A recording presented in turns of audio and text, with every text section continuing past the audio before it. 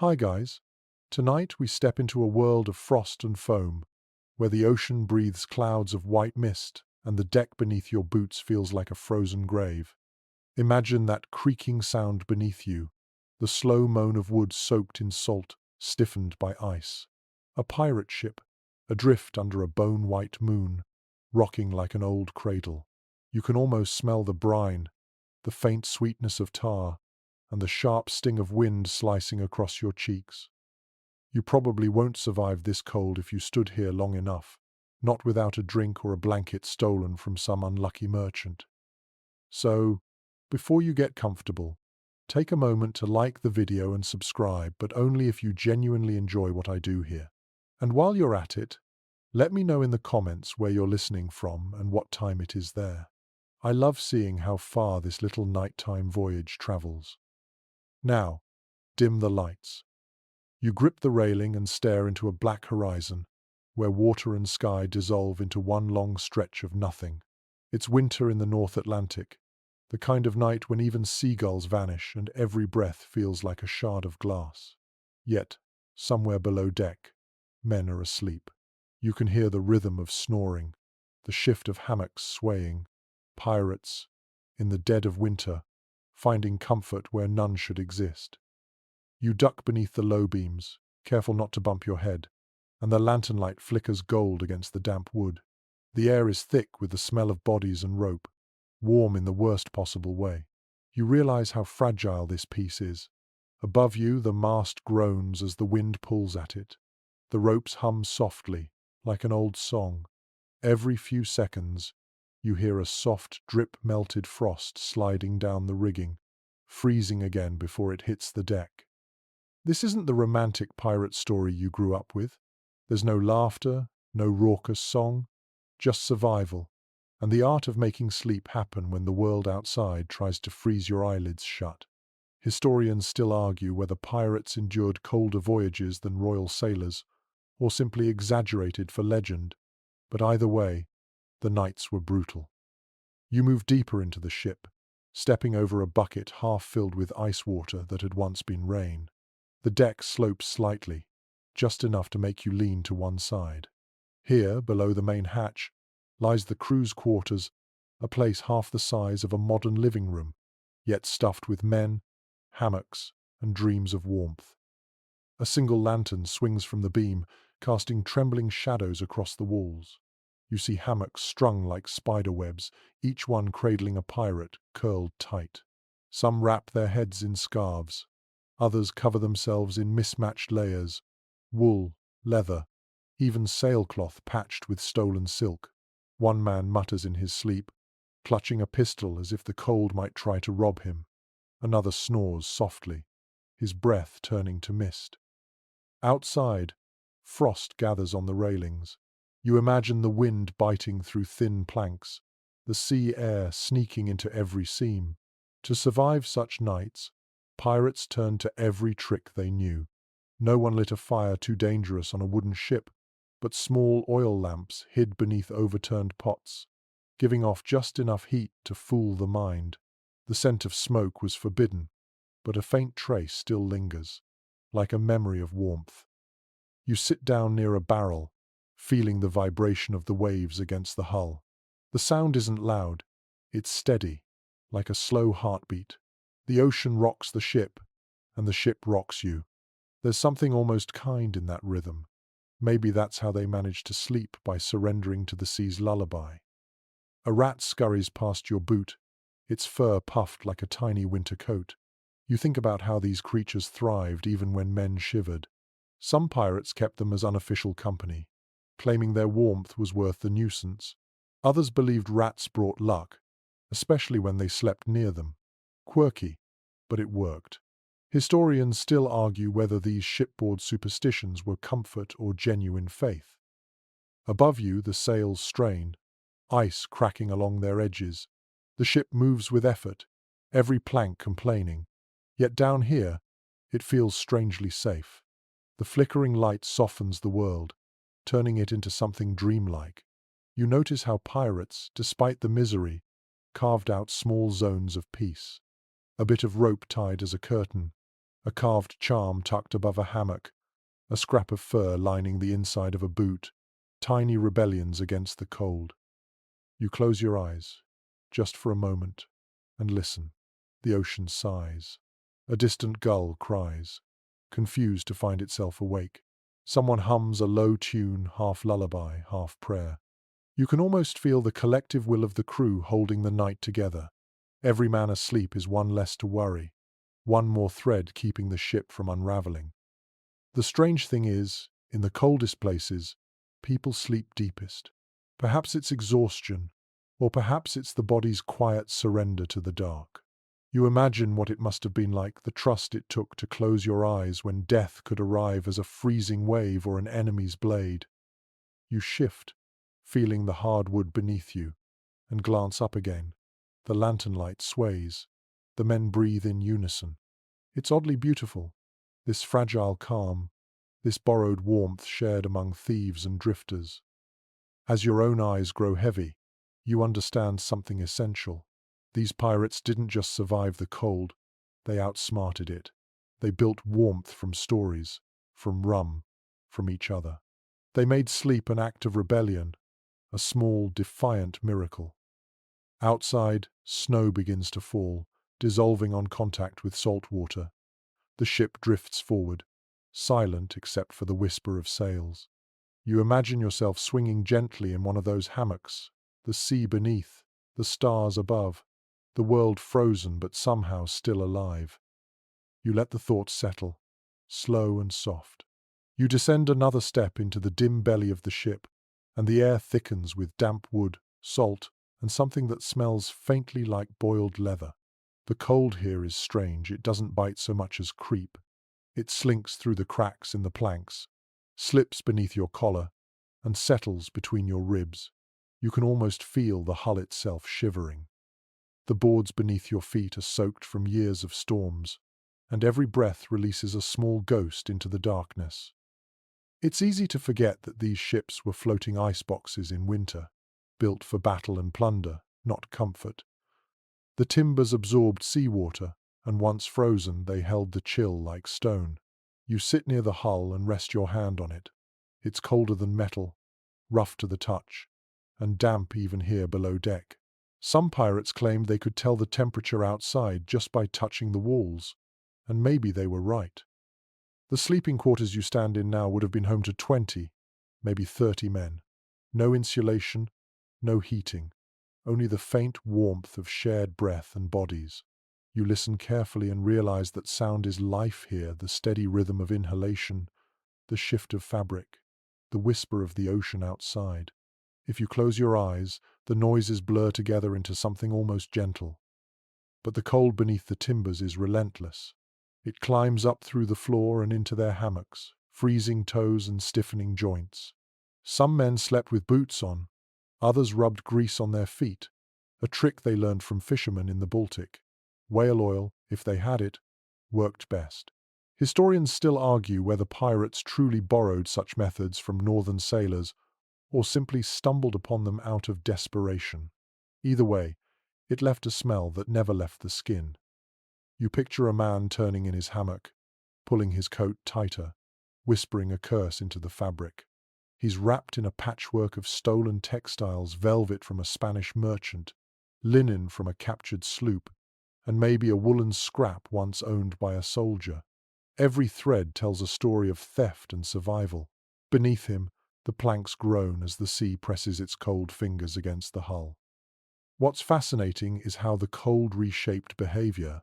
Pirates weren't known for order, yet in winter, they developed quiet systems just to keep the chill at bay. Men rotated their sleeping spots so no one lay too long against the hull. The closer to the center you slept, the warmer you stayed. The unlucky ones near the edges often woke up with frost in their beards. You wonder if anyone ever traded a share of gold for a warmer corner. It wouldn't be surprising. You shift slightly and hear a faint creak, the kind that reminds you that the ship itself is alive. It bends and sighs with every wave, like it's breathing. That sound becomes the heartbeat of your night.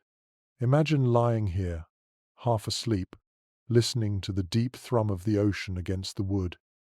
It's hypnotic. Perhaps that's why so many pirates, even in bitter cold, claimed they slept best at sea. One pirate diary, if it's to be believed, described winter sleep as the longest hour in the shortest day. You understand what he meant. The mind stretches time differently here. When the world outside is frozen and black, dreams come easier. Or maybe they just come stranger. Sailors spoke of hearing voices in the ice, whispers from the sea calling them home. Historians still debate whether these were hallucinations from exhaustion or tales told for comfort. You tilt your head back and stare at the ceiling. Droplets hang from the beams like tiny mirrors, catching the faint light of the lantern. The air smells of salt and smoke, mixed with something sour, probably unwashed wool. You try to imagine what it would feel like to fall asleep here, wrapped in a blanket that's always damp, surrounded by the snores of men who might steal from you come morning. Oddly enough, it doesn't sound lonely. It sounds shared, like everyone aboard was equally human for those few hours of rest. The cold beneath the timbers made sleepers equal. The richest plunderer and the poorest deckhand froze the same. Maybe that's why pirates developed that strange kind of democracy historians love to mention. In the cold, hierarchy melts. When your fingers are numb and your teeth chatter, the man beside you isn't your subordinate or rival. He's another source of warmth. You take another breath, and your lungs sting slightly from the chill. You look again at the hammocks swaying softly. Each one carries its own rhythm, like waves inside the hull. Someone mumbles a prayer in another language. A faint smell of rum drifts by. Somewhere near the far wall, a candle flickers, its flame fighting the air's moisture. You can almost hear it sigh as it dies out. You crouch to touch the floor, tracing the seam where two planks meet. The gap is wide enough to let in a thin thread of light from the lantern above deck. It reminds you that just above your head, the wind is howling, trying to get in. Down here, though, it feels like another world, a fragile shelter between the storm and the sea. The cold beneath the timbers is merciless, yet it teaches patience. You realize that sleep here isn't just rest, it's resistance. Every man who manages to close his eyes and dream has won something precious from the ocean, and that victory hums quietly through the ship, invisible but real.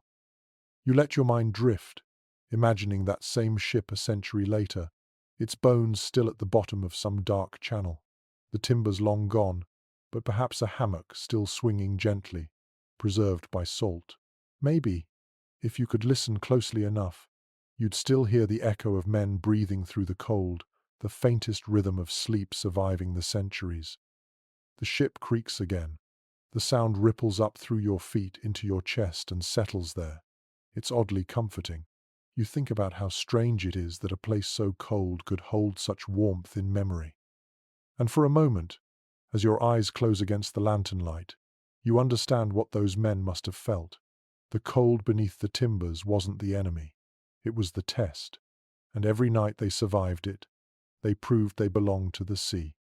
You wake to the faint scrape of fabric against wood and the hush of the tide beyond the hull. The night is colder now, and every breath makes a pale cloud in the dark. Around you, pirates stir beneath their makeshift covers, layers of stolen cloth, patched canvas, and anything that could keep a man from freezing stiff before dawn. You run your fingers across one of those blankets. The texture surprises you. It is soft in some spots, rough in others. A history of theft stitched together by necessity. According to surviving ship logs from the late 17th century, pirates rarely owned proper bedding. When they raided merchant vessels, they took whatever looked warm: embroidered shawls, velvet curtains, even pieces of sailcloth soaked in oil for insulation. Nothing matched, yet each layer told a small story of plundered comfort. Some of these stolen textiles were absurdly luxurious. Sailors once described a corsair captain sleeping under a French tapestry worth more than his entire ship. A curious contrast: opulence wrapped around exhaustion. You can almost see it now, the gold-threaded fabric dulled by salt and grime, draped over a man with cracked hands and a frostbitten nose. A few private diaries mention stranger choices. One crew supposedly preferred camel hair cloaks, looted from North African merchants, claiming they stayed warm even when damp.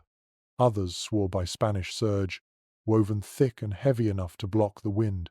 Seafaring records from the Royal Navy confirm that wool and tightly woven flax were the only materials that could withstand months of spray and cold. It is well documented that the same types of cloth later influenced naval issue blankets. Yet among the pirates, nothing stayed clean for long. Salt hardened the fibers, and mildew crept in within days. The smell was unforgettable, sour wool, mixed with sweat and the metallic edge of the sea. A surgeon's journal recovered from a wreck near the Azores notes that sailors often rubbed their blankets with citrus peel to hide the stench. Whether that worked or simply made the quarters smell like fermented lemons, no one can say for sure. You sit back and imagine the scene. A row of hammocks swaying, each one cocooned in mismatched treasures. The men sleep like bundled relics, faces hidden beneath stolen silks. You can almost hear the gentle rustle of fabric each time the ship shifts. Somewhere in that sound is a lesson about survival through improvisation. One curious practice stands out in several old accounts. Pirates sometimes heated small stones in the galley fire when the weather permitted and wrapped them in cloth to use as crude bed warmers. The idea probably came from land-bound taverns or Scandinavian fishermen, though experts remain divided on whether this method was common or merely occasional. Imagine clutching one of those stones, the heat fading slowly, while outside the wind clawed at the rigging.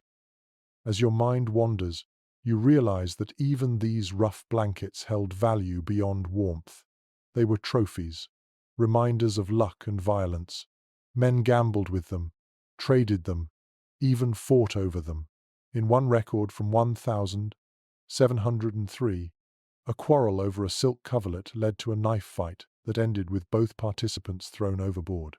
It seems absurd, but when everything you owned fit inside a hammock, a blanket could feel like treasure. You touch a torn edge of cloth hanging nearby. The fibers crumble slightly between your fingers. It's easy to forget how primitive textile care was on ships like this. No washing machines, no soap that didn't sting. The crew would rinse their blankets in salt water, beat them against the deck, and hang them near the galley to dry, turning them stiff as armor. Some even soaked the fabric in animal fat to repel moisture. It helped a little, but it left everything slick and greasy. A contemporary observer once wrote that a pirate's bedding could stand upright when cold enough. You can almost laugh at the image, an army of frozen blankets leaning against the wall like ghostly sails. Still, that small absurdity paints the picture of what sleep meant here, not luxury, not softness, but a fragile truce with nature. You glance around and spot one hammock different from the rest. The fabric gleams faintly, smooth and pale. Someone, perhaps the quartermaster, has secured a piece of silk embroidered with a faded crest. You picture him crawling in at night, the fabric whispering beneath him, a stolen kingdom wrapped around tired bones. There's irony in it. A man who robs nobles now sleeps like one, only to wake in the same cramped, frozen room as his crew. Scholars today still debate how much of this was practical and how much was theatrical. Did pirates really seek luxury for warmth, or was it about pretending for a few hours that they ruled more than waves? No record can answer that.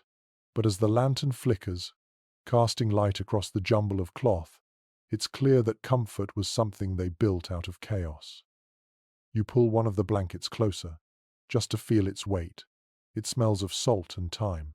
The threads scratch your skin, but the heaviness is strangely calming. You can almost understand why men risked their lives for a square of fabric that promised one night of decent sleep. Outside, the sea mutters against the hull, steady as breathing. The cold presses in, but beneath these layered spoils, the pirates sleep soundly. You watch them for a while, wrapped in their patchwork wealth, and you realize that survival here was less about strength and more about invention. In the hush of the night, surrounded by flickering light and the quiet rustle of cloth, You can almost believe that warmth itself was the greatest treasure a pirate could steal. You wake again to the hum of the ship, that endless conversation between wood and wind. The lantern above you has burned low, its glow faint and orange, painting every surface in slow-moving shadows. The air feels colder than before. You reach out instinctively toward the center of the room, half expecting to find a fire, but of course there is none. No fire could safely live here. Pirate ships were tinderboxes. One spark could erase an entire crew within seconds. The tar on the ropes, the oiled planks, the gunpowder casks stored below, all waiting for a careless flame. According to naval safety edicts from the 17th century, even royal sailors were forbidden from lighting pipes below deck, and pirates followed the same rule, though less out of discipline than survival instinct. So how did they stay warm without a hearth? You can almost feel their desperation, that aching cold that settles in the marrow. To fight it, they invented what sailors called false fire. The trick wasn't flame but illusion, warmth through imitation. They used small brass or iron pots filled with sand, heated briefly in the galley during mealtime.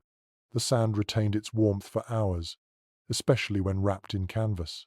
Set beside a hammock, it created a gentle radiance, enough to fool the mind.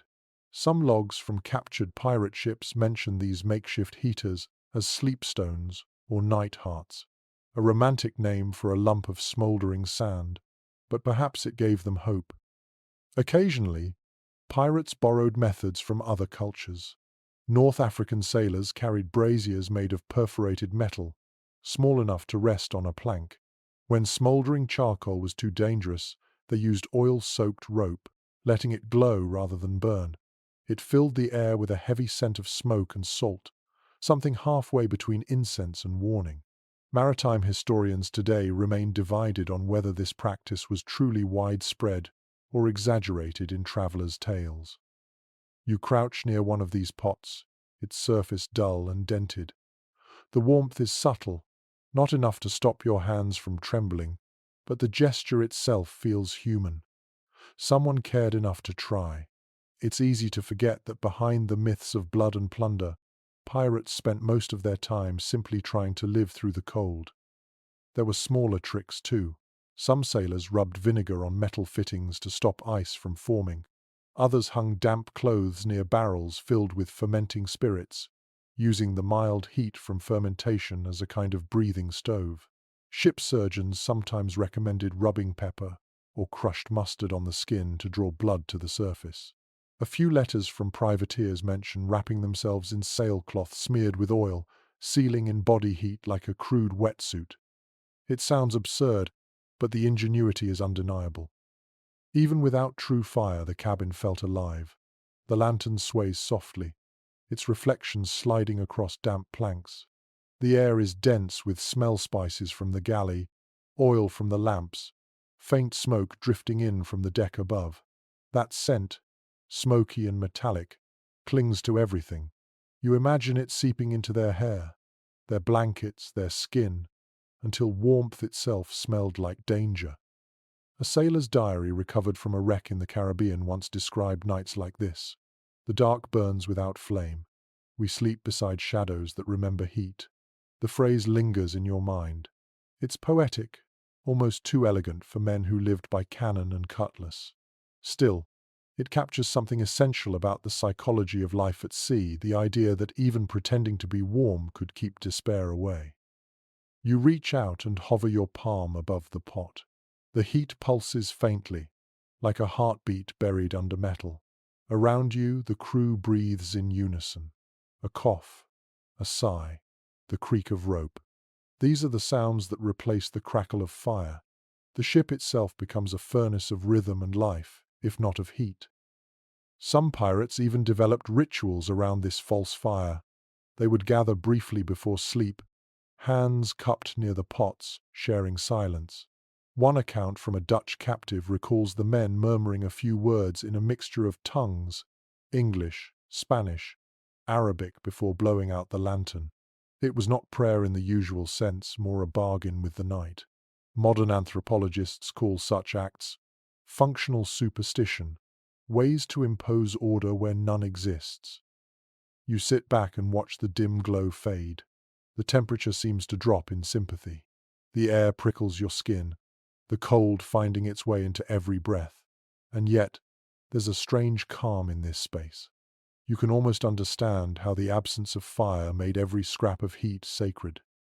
In some ways, the pirates' ingenuity anticipated later ship designs. The ironclads of the 19th century used hot water pipes and steam channels for warmth ideas that may trace their lineage to these crude sandpots and oiled ropes. Maritime engineers acknowledge the parallel, though no one can prove direct influence. But still, it feels right. The seed of invention often hides in desperation. You lean back, your body following the slow roll of the ship. Outside, the wind wails along the rigging, the sails snap like distant thunder. Inside, you feel a warmth that has nothing to do with temperature. It's the warmth of understanding, of seeing humanity where legend usually tells only violence. The lantern flutters once and dies, plunging the room into darkness. For a heartbeat, the world seems frozen again. Then, from somewhere deep in the ship, the faint red glow of a hidden pot stirs like an ember. The pirates sleep around it, faces soft in the dim light, dreaming of fires they could never risk to make. And as the ship drifts farther into the black water, you realize that the truest warmth on this frozen voyage doesn't come from flame at all. It comes from the stubborn refusal to stop trying. You sway with the rhythm of the sea, the movement slow and deliberate, as if the world itself breathes beneath you. The creaking sound above your head is constant, but comforting, like a lullaby sung by the ship. Tonight, you are inside a revolution of rest, one that changed how sailors slept forever. The hammock is waiting, a net of woven canvas suspended from the beams. You reach out and run your hand along the rough threads. They are firm, but forgiving, smelling faintly of salt, sweat, and tar. The idea seems obvious to you now, sleeping off the ground, cradled by the air, but centuries ago this was a revelation. Records from the early 16th century credit the Taino people of the Caribbean with inventing the hammock, long before European sailors ever thought to hang beds from ropes. Spanish explorers noticed their practicality, and soon naval fleets adopted them. According to one naval account written in 1597, hammocks were the surest rest in a tempest, for they swing with the vessel and break no bones. Pirates, ever resourceful, took the concept further. Instead of stiff naval canvas, they used whatever fabric they could scavenge. Linen sails, old coats, bits of woven cargo nets. It was a system born of theft and adaptation. You can picture them testing knots, tightening lines, competing to find the perfect height. A good hammock had to sway freely but never touch the floor. The closer to the ceiling, the safer it was from rats and damp. One fascinating record from a French privateer ship describes how crewmen coated the ropes with wax to prevent fraying in winter air. It made the lines gleam like frozen veins in the lantern light. Some even lined their hammocks with thin strips of leather to stop the wind from seeping through. Maritime historians today still dispute who first introduced those small modifications, but they agree that pirates perfected the art of comfort on unstable seas. You ease yourself into one now. The motion surprises you. It feels unstable at first, as if you might flip over, but then the rhythm catches and you float. The hammock adjusts to your weight, shifting with every tilt of the ship. Your body learns to surrender, and suddenly you are no longer resisting the motion, you are part of it. This, you realize, is how pirates tricked their bodies into rest during winter storms. The hammock turned the chaos of the sea into a lullaby. Some sailors claimed the gentle rocking improved their health, easing joints and lulling the mind. In fact, modern researchers have found that swinging sleep enhances deep rest and synchronizes brainwaves, something those rough men discovered by accident. The ocean had been teaching them neuroscience centuries before anyone could name it. Not every pirate took to it easily, though. Letters from captured sailors mention that new recruits often fell out of their hammocks on the first night, waking to laughter and bruises. Experienced hands offered tips: always sleep diagonally, never straight, or you'll roll like a fish in a net. The diagonal position kept the body balanced and allowed for better circulation. You try it now, stretching slightly, and the fabric molds around you perfectly. The hammock sways gently as the wind hums through the rigging above. You stare upward and watch the lantern's glow ripple across the planks, turning the wooden ceiling into waves of gold and shadow. For a moment, you forget you're aboard a pirate ship. You could be anywhere: a cradle, a cloud, a dream. In the silence, a faint sound rises from the next hammock. A low whistle. A sailor is breathing through his nose, lost in deep sleep. The melody he makes merges with the rhythm of the ocean. It's strangely beautiful. You close your eyes and imagine hundreds of hammocks swinging together like pendulums, each carrying a man between waking and dreaming. Pirates were known for chaos, yet their sleeping quarters moved with perfect harmony. The rows of hammocks hung at uniform distances, overlapping slightly like the scales of a fish. It was the only order the sea allowed. A visitor aboard an English ship once described the spectacle. In darkness, it seems a field of cocoons, men wrapped and swaying as if the ship itself rocks them to birth. You smile at that image. It feels accurate. Not every invention spread as far or as quickly. Some captains resisted hammocks, believing they made sailors too comfortable, too slow to wake for battle. Others worried about tangled ropes or collapsing beams. Yet by the 18th century, even navies that despised pirate customs had adopted the idea. The hammock became not just a bed but a symbol of maritime life itself. There were superstitions attached to it too. A few crews believed that cutting a man's hammock while he slept cursed his spirit to wander at sea forever. Others tied lucky trinkets or coins to the ends of their lines, hoping the weight would anchor their dreams. One anecdote from a Portuguese corsair tells of a sailor who kept a tiny wooden mermaid carved from driftwood tied above his hammock. He claimed she sang softly to calm the storms. Whether she did or not, no one dared remove her. You drift deeper into the rhythm now. The hammock creaks softly, and your breathing slows. The smell of old canvas and salt fills your nose, and your mind begins to float. There's a reason sailors swore they slept better here than in any bed on land. Out there the ground stood still, indifferent.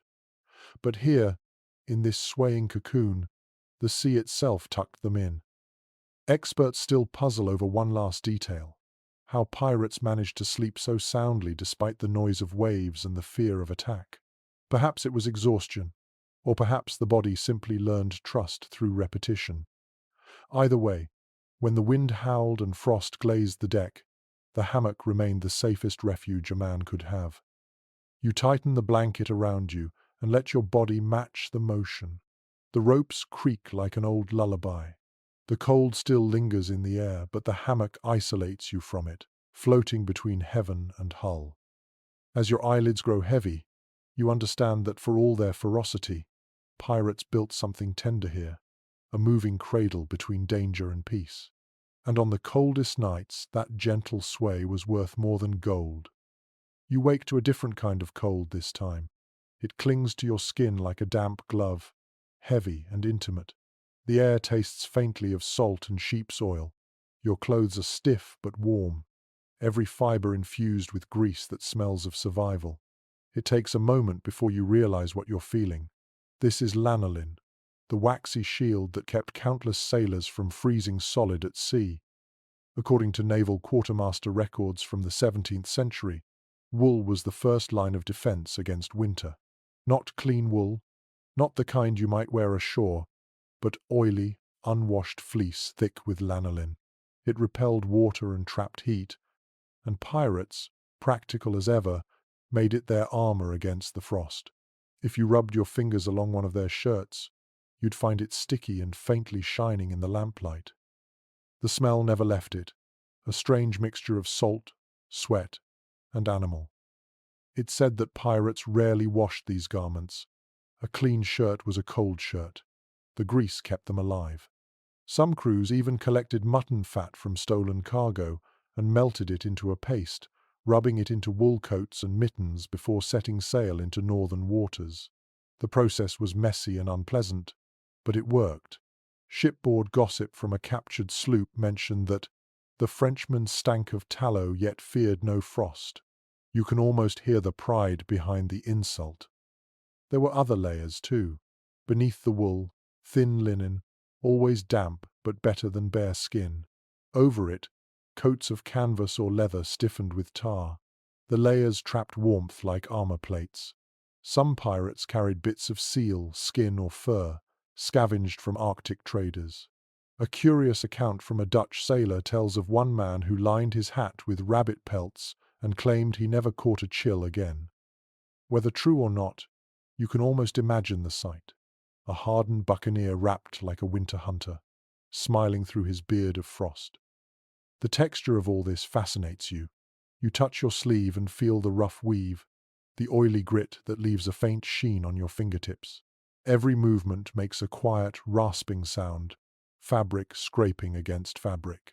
The air is close here, thick with the scent of grease and salt.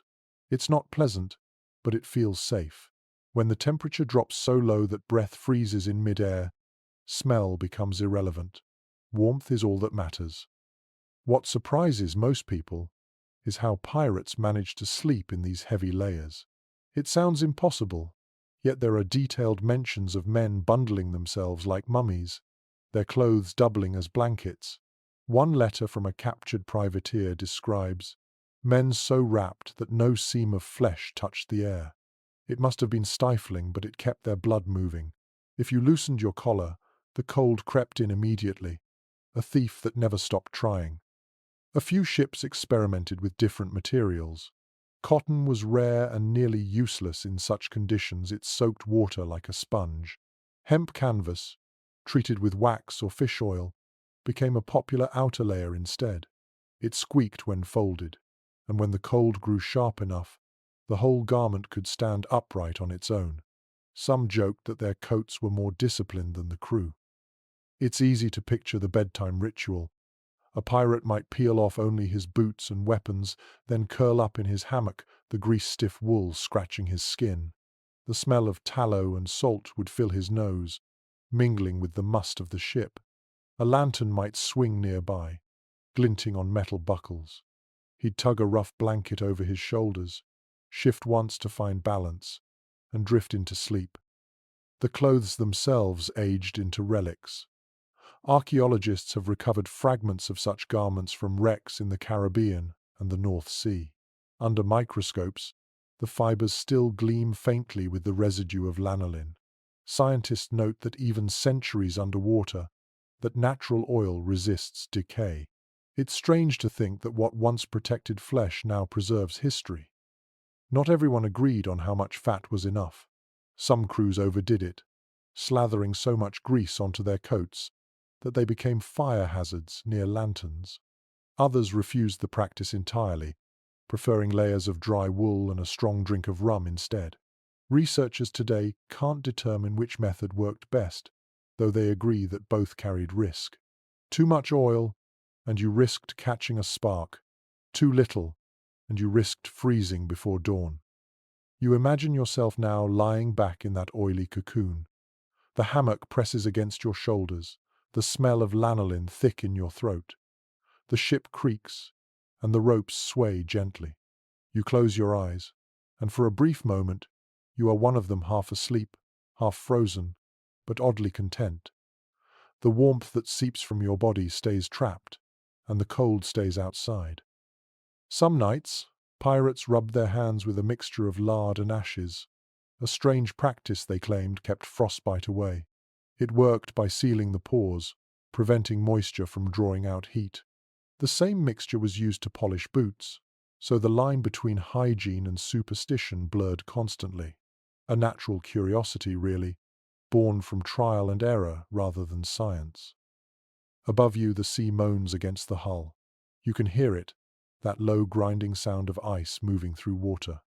The air is so cold it feels alive, yet inside this greasy armor of wool and tallow, you survive. You might even sleep. It is no wonder that sailors later joked that pirates smelled warmer than they looked. In this swaying tomb of wood and salt, warmth wasn't elegance. It was endurance.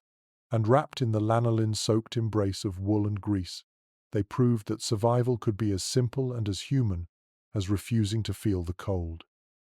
You can hear it before you see it, the soft clink of a cup, the dull scrape of a barrel being dragged across the floor, the pop of a cork.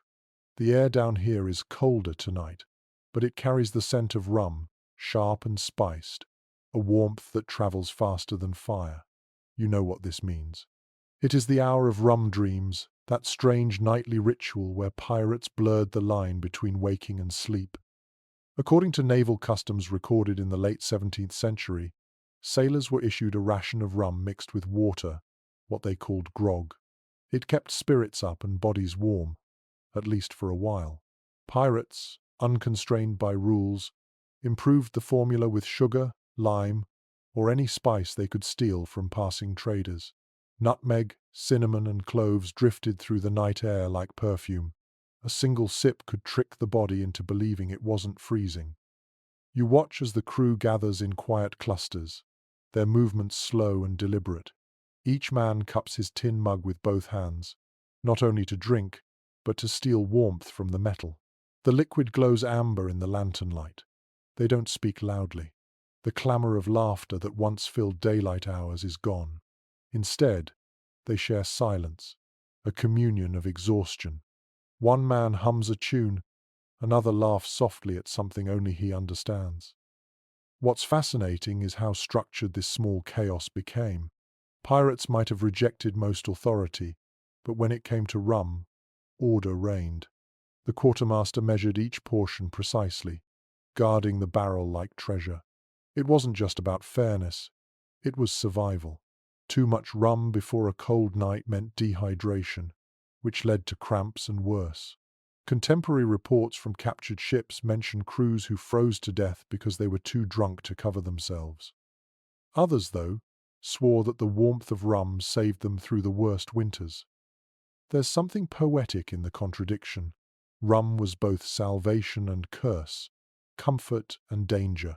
A ship surgeon once wrote that rum warms the body but chills the reason. He wasn't wrong. You can almost feel it now. The slow, pleasant heaviness creeping through your limbs, the way sound softens and thoughts drift.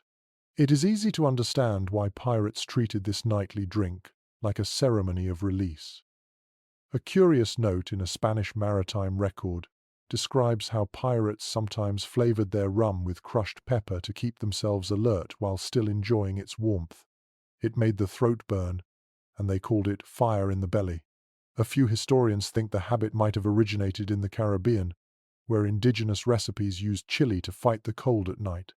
Others dismiss it as exaggeration, but the idea fits the pirate mind. Pain as proof of life. The lantern light flickers, and you see a man tilting his cup, letting the rum coat the sides before drinking. It shines like honey, thick and slow. The smell is sweet, almost intoxicating before it even touches your tongue. You take a sip, and the taste surprises you burning. Yes, but rounded by sugar and a hint of citrus. It feels alive. Once the mugs are empty, the room grows quieter still. The men return to their hammocks, some swaying gently as they climb in. One hums a sea shanty under his breath, the melody curling through the air like smoke. You lie back and listen, the words half lost to the creak of wood and the sigh of wind. It's strange how something so simple could knit the crew together. They had no priest, no church, no family beyond this deck, but every night they shared warmth through the ritual of drink. It dulled the aches of cold muscles and the loneliness that came from endless ocean. In a way, rum was their prayer. You tilt your head and study the faces around you. Some have already fallen asleep, mugs still in their hands.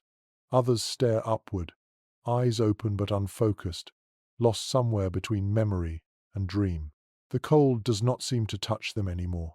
You wonder what they dream of, perhaps gold or freedom, or maybe just a bed that doesn't move. What catches your attention most is how the rhythm of the ship seems to match their breathing.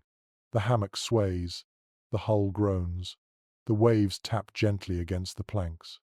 Everything moves together, like a single, slow heartbeat. The drink has woven them into the motion of the sea itself. There are stories, of course, that after too much rum, some pirates claim to see ghosts on the deck or lights moving beneath the water. A few even said the sea whispered their names when the wind shifted. Modern psychologists might call it exhaustion mixed with mild hypothermia, but in their world, it was a sign that the ocean was listening. One peculiar story survives in an old court record from Jamaica.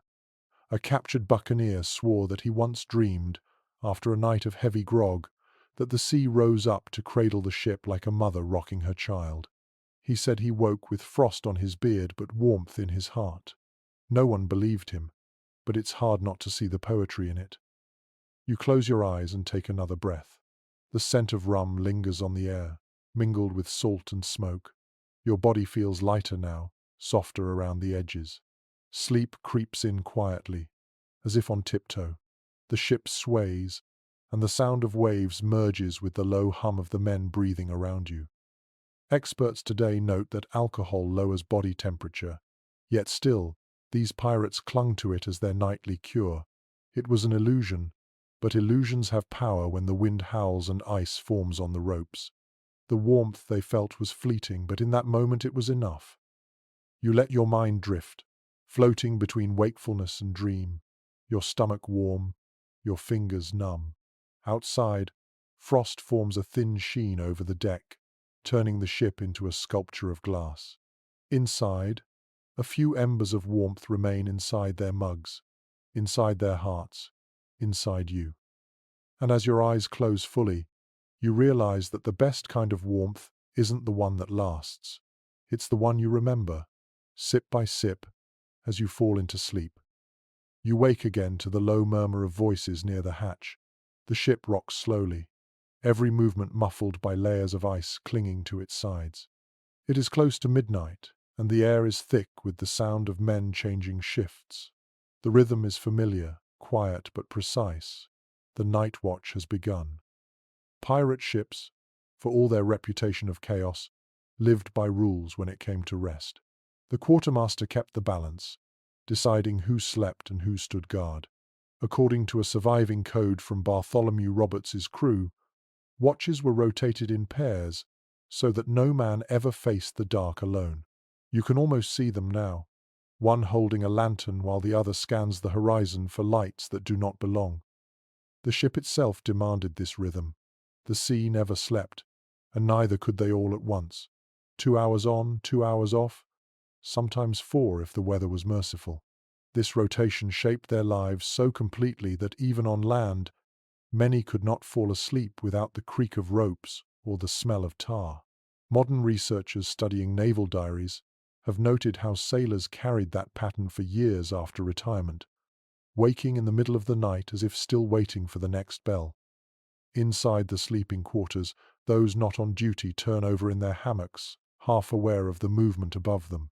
The sound of boots on the planks, the soft click of weapons being checked, the whisper of fabric, all part of the lullaby of command.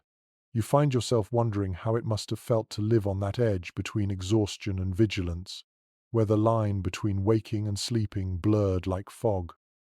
A curious letter from a captured ship describes the quartermaster as the dream's gatekeeper. He decided who could close their eyes and who had to stay awake. In a world with no clocks, time was measured by the sound of bells, the moon's height, and the taste of fatigue.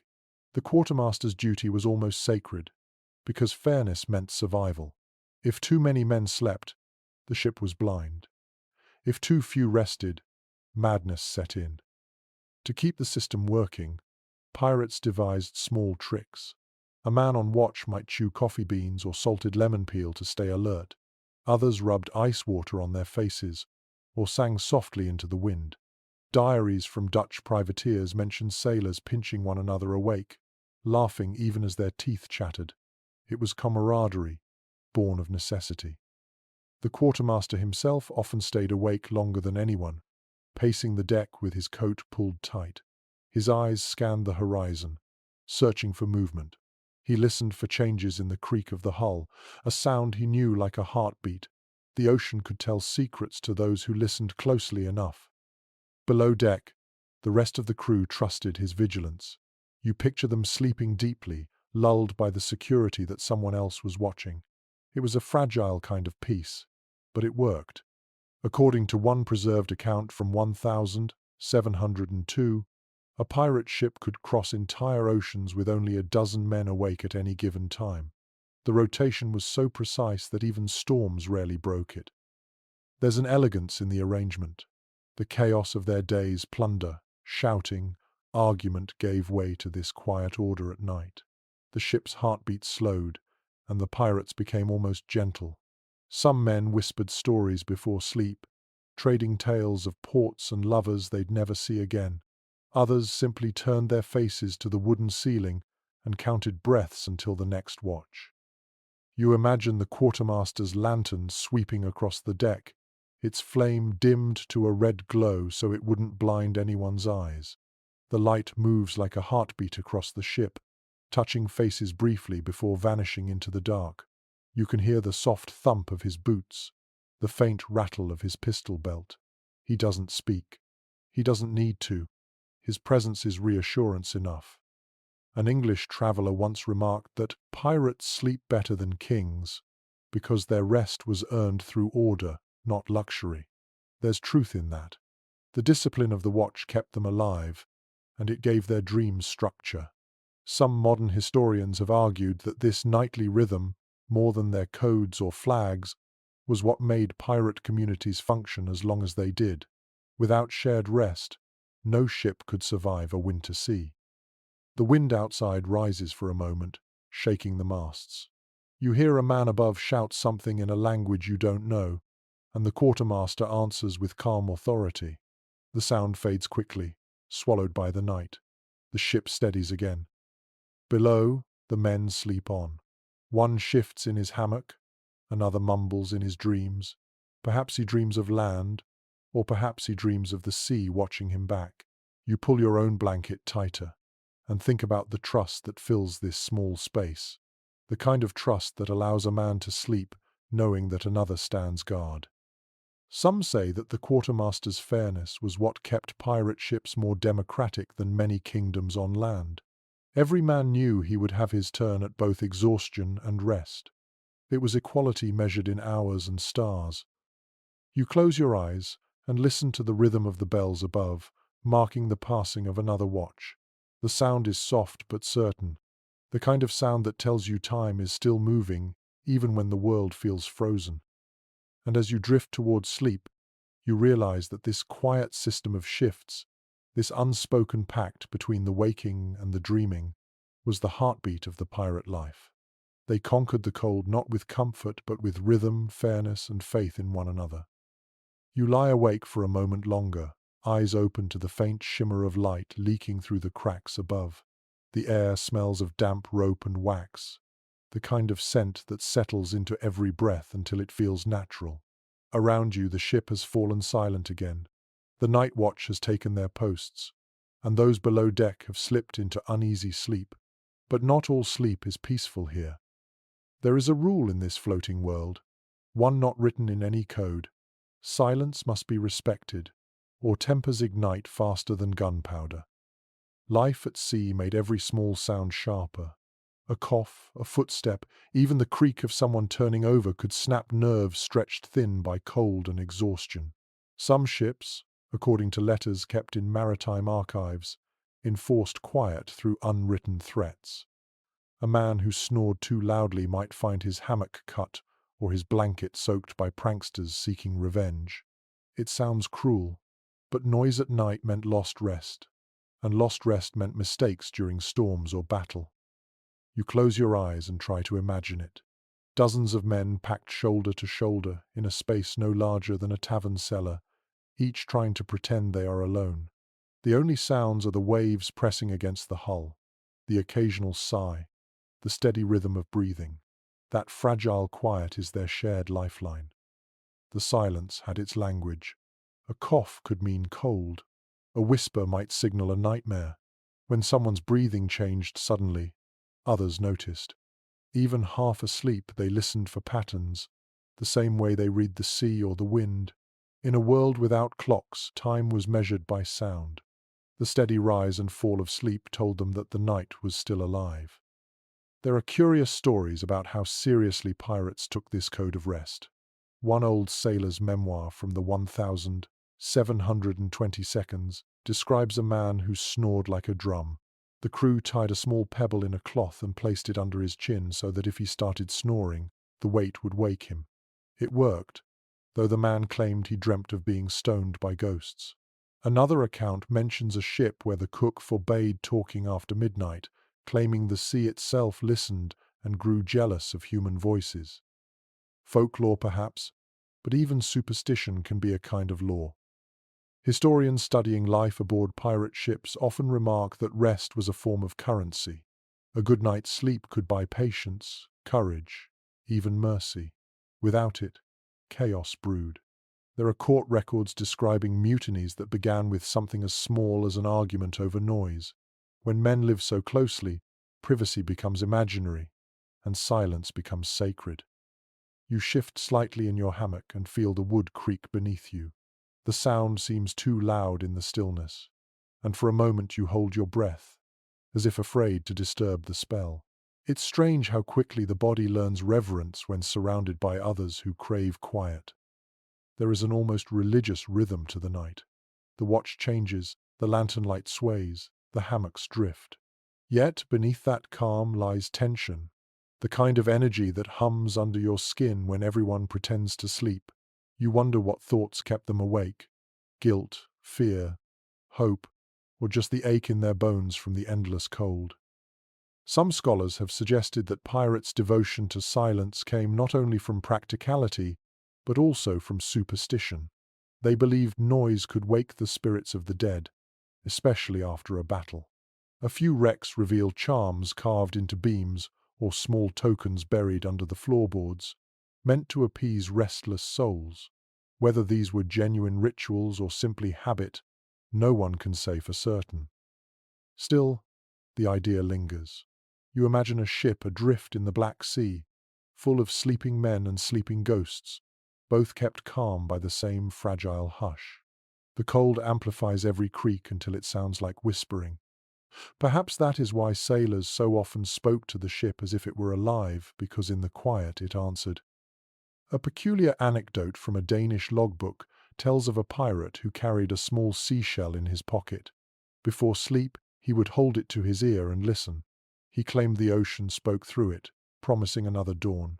His crewmates laughed, but when he was killed in a storm, they nailed the shell to the mast for luck. Such small rituals helped them preserve peace in a world where peace rarely lasted. You lie back and let the silence settle again. Your ears grow sensitive, picking out every sound: the rope's faint groan, the slow drip of melting frost, the heartbeat of the ship itself. The noise becomes hypnotic. It's almost as if the sea has decided to breathe through the wood, a slow pulse that keeps the world turning. The absence of chatter gives your mind room to wander. You think about how these men, feared by nations, were bound by something so gentle a rule that said, "Let others rest." For all their violence, they understood that rest kept them human. Outside, a gust of wind rattles the mast, but no one stirs. The code of quiet holds. You feel the hammock sway, a small motion that makes you drowsy again. The air around you hums faintly, like the sound inside a seashell. As your thoughts drift, you realize that silence itself might be the truest treasure of this ship.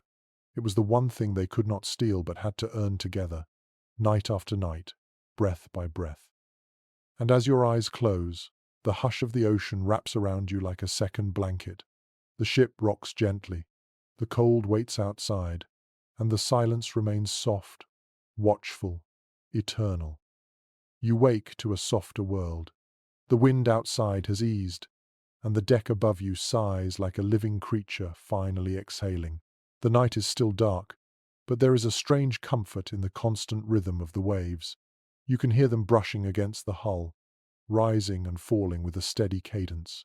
The sound fills every corner of the ship, wrapping itself around you like a lullaby carved from the sea. It is easy to forget in this frozen air that noise can soothe instead of frighten. Many sailors wrote that they could not sleep on land because silence felt unnatural. The ocean had trained their bodies to rest only with motion and sound. A ship that creaked and sang was alive, safe and steady. A ship that went silent was one in trouble. According to logbooks from both naval and pirate vessels, men grew anxious when the sea was calm, fearing that quiet water meant an approaching storm. You listen more closely.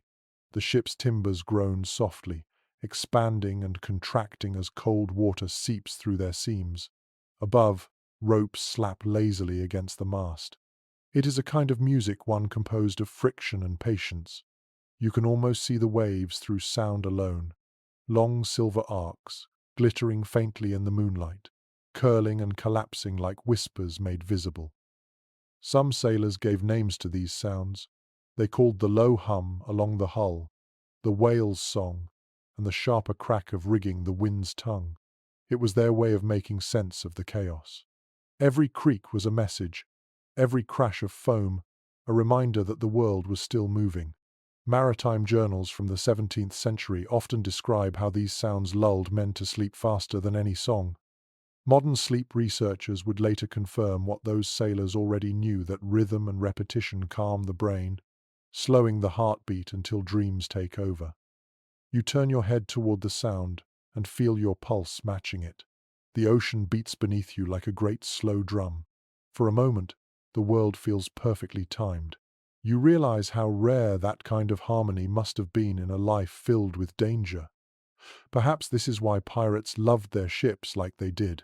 The vessel wasn't just transport or shelter. It was a companion that breathed and spoke in rhythm with them. One curious account from a merchant prisoner tells of a pirate who claimed to know when to sleep by the pitch of the waves. "When the sea hums low," he said, "she is singing us to dream." The prisoner mocked him in his report, yet the idea lingers because it feels true. You can hear that same hum now, deep and steady, echoing through the wooden ribs of the hull. There were nights when storms drowned out everything, when thunder swallowed song and men clung to their hammocks like prayer beads. But on calm winter nights like this one, the sea was tender. The surface gleamed with frost, the air thick with salt mist, and the sound of waves brushing the hull felt like a mother's hand smoothing a child's hair. Even the cold seemed gentler when it moved with music. It's remarkable how the human mind finds comfort in repetition. The pirates must have felt it too, the hypnosis of rhythm. When the same motion rocks your body for weeks on end, sleep becomes a surrender rather than a choice. It is said that some sailors could sleep through cannon fire but woke instantly when the sea grew still. The silence meant danger, noise meant safety. The sound of the sea was their guardian. You close your eyes, and the rhythm deepens. The waves strike in slow, measured intervals, almost like breathing. Between them, you can hear faint drips of condensation falling from the beams, tiny metronomes keeping time. There is a pulse in everything, in the sea, in the wood, in you. The sound has weight. It feels ancient, older than the ship, older than language itself. A traveler once wrote that sailors dream in rhythm, their souls swaying with the tide. You think about that now and realize how deeply the sea reshaped their inner worlds. Each sound became part of their memory, their comfort, even their identity. To sleep on land, away from the music of the waves, must have felt like being deaf to one's own heartbeat. As the minutes pass, the sound begins to change. The waves grow slower, the ship steadier. It's as if the ocean, too, is drifting towards sleep. You imagine the crew above you, bundled in cloaks, leaning against the rails while frost settles on their sleeves. Their eyes might close for just a moment, trusting the sea to rock them awake if danger comes. One scholar once observed that sailors lived inside the lungs of the world, breathing with the tide. That image feels right now. You inhale, and the air tastes of salt and wood smoke. You exhale, and the sound of the sea answers. You are no longer separate from it. Outside, a pale glow begins to rise. Maybe moonlight breaking through the clouds or dawn creeping up unnoticed. The water glimmers like glass. The ship moves slower still, rocking so gently you can't tell where the motion ends. The sound of the sea, constant yet never the same, carries you towards sleep as if it has always known the way. You take one last deep breath. The air is cold, clean, alive. The sound of the sea fills your ears, soft as a secret, and everything else fades. The ship rocks once more, then settles into perfect rhythm. And in that rhythm, you finally let go, trusting the ocean to sing you through the night. The cold has grown sharper. You feel it in your fingers when you pull the blanket tighter, in your breath as mist drifts upward toward the ceiling. The lantern light flickers weakly, stretching shadows along the curved walls. Tonight the sea is quiet, but the air inside feels heavy, thick with the scent of sweat and salt. Around you, the pirates have begun their nightly preparations for rest, and you notice something curious. Some sleep fully clothed, even with their boots and belts on. Others strip almost bare, their skin pale against the dim light. Each man swears his way is the only way to survive the cold. Naval logs from the late 17th century confirm that sailors were divided on this matter. Some believed sleeping clothes trapped the day's moisture, making them colder by dawn. Others argued that layers of fabric kept the chill from reaching the bone. There was no science to guide them, only habit and superstition. The arguments could last hours, muttered across hammocks as men tested their courage against the winter air. You watch one pirate, his hair braided with beads, carefully removing his coat before crawling into his hammock. He folds it beneath him to serve as a barrier against the draft. Another man, thick-bearded and stubborn, laughs and tucks his pistol into his belt before settling down, still wearing his wool coat. The first believes warmth comes from air trapped around the skin. The second believes warmth comes from refusing to expose the body at all. Both fall asleep quickly, as if confident the sea will prove them right. A record from an English privateer describes a similar scene. Half of us slept as though the world were frozen solid, the rest naked, as if we were back in the Indies. The author concluded that neither group was wrong, only accustomed to its own comfort. Sailors came from every corner of the world, and each brought with him a different philosophy of sleep. Some rubbed oil on their chests to seal the body's heat. Others dusted themselves with flour to stay dry. It is strange to imagine a man powdered like bread dough before bed, yet such methods were genuinely practiced, especially among northern crews. There were more superstitions than logic. A few believed that sleeping unclothed let the body breathe with the sea, a phrase recorded in a Portuguese logbook. Another crew feared that removing clothes invited spirits to rest beside them, drawn by exposed flesh. Scholars who study maritime folklore still discuss whether these beliefs were rooted in religion, practicality, or simple madness born of isolation.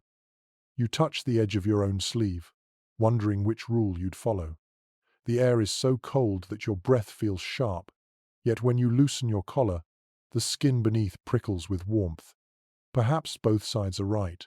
Perhaps survival was less about method and more about confidence, the belief that your way would see you through the night.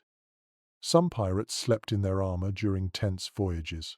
A few diaries describe captains insisting that men remain dressed in case of sudden attack. Imagine waking from sleep to the shout of an approaching ship, stumbling across the deck with frozen fingers still trying to fasten buttons. Those who slept in armor were ready, but they paid for it with aching muscles and shallow rest. Their dreams must have felt like battles too. Others risked vulnerability for the sake of comfort. A Spanish record from a captured sloop tells of sailors who slept, stripped to their waists, wrapping themselves in stolen blankets embroidered with golden thread. Their reasoning was simple. The rich slept bare, and if the rich could afford it, so could they. You can almost hear the laughter behind that defiance. It was not science, but pride that kept them warm. The air inside the cabin carries the faint scent of oil and wool. You can hear the rhythmic sound of breathing, slow and deep. Each man has made his choice, his private pact with the cold. One pirate near the door mutters a prayer in a language you do not recognize, fingers tracing a charm made of bone. Perhaps he is asking forgiveness for the life he has lived, or simply asking the wind to stay outside tonight. You lie still, feeling the wood vibrate faintly beneath you. The temperature shifts with every gust, the cold slipping through seams in the planks. Your own body begins to adjust, your mind quieting until you can hear the smallest sounds. A sigh, a rope shifting, the creak of leather. Sleep here is not comfort, it is surrender, a negotiation between body and world. Modern historians often note that these nightly rituals reveal more about human endurance than about piracy itself. They show how belief, habit, and necessity intertwined in the smallest acts. Whether a man slept clothed or bare, whether he trusted science or superstition, he was still just a creature trying to stay alive on a frozen sea. The lantern light dims further.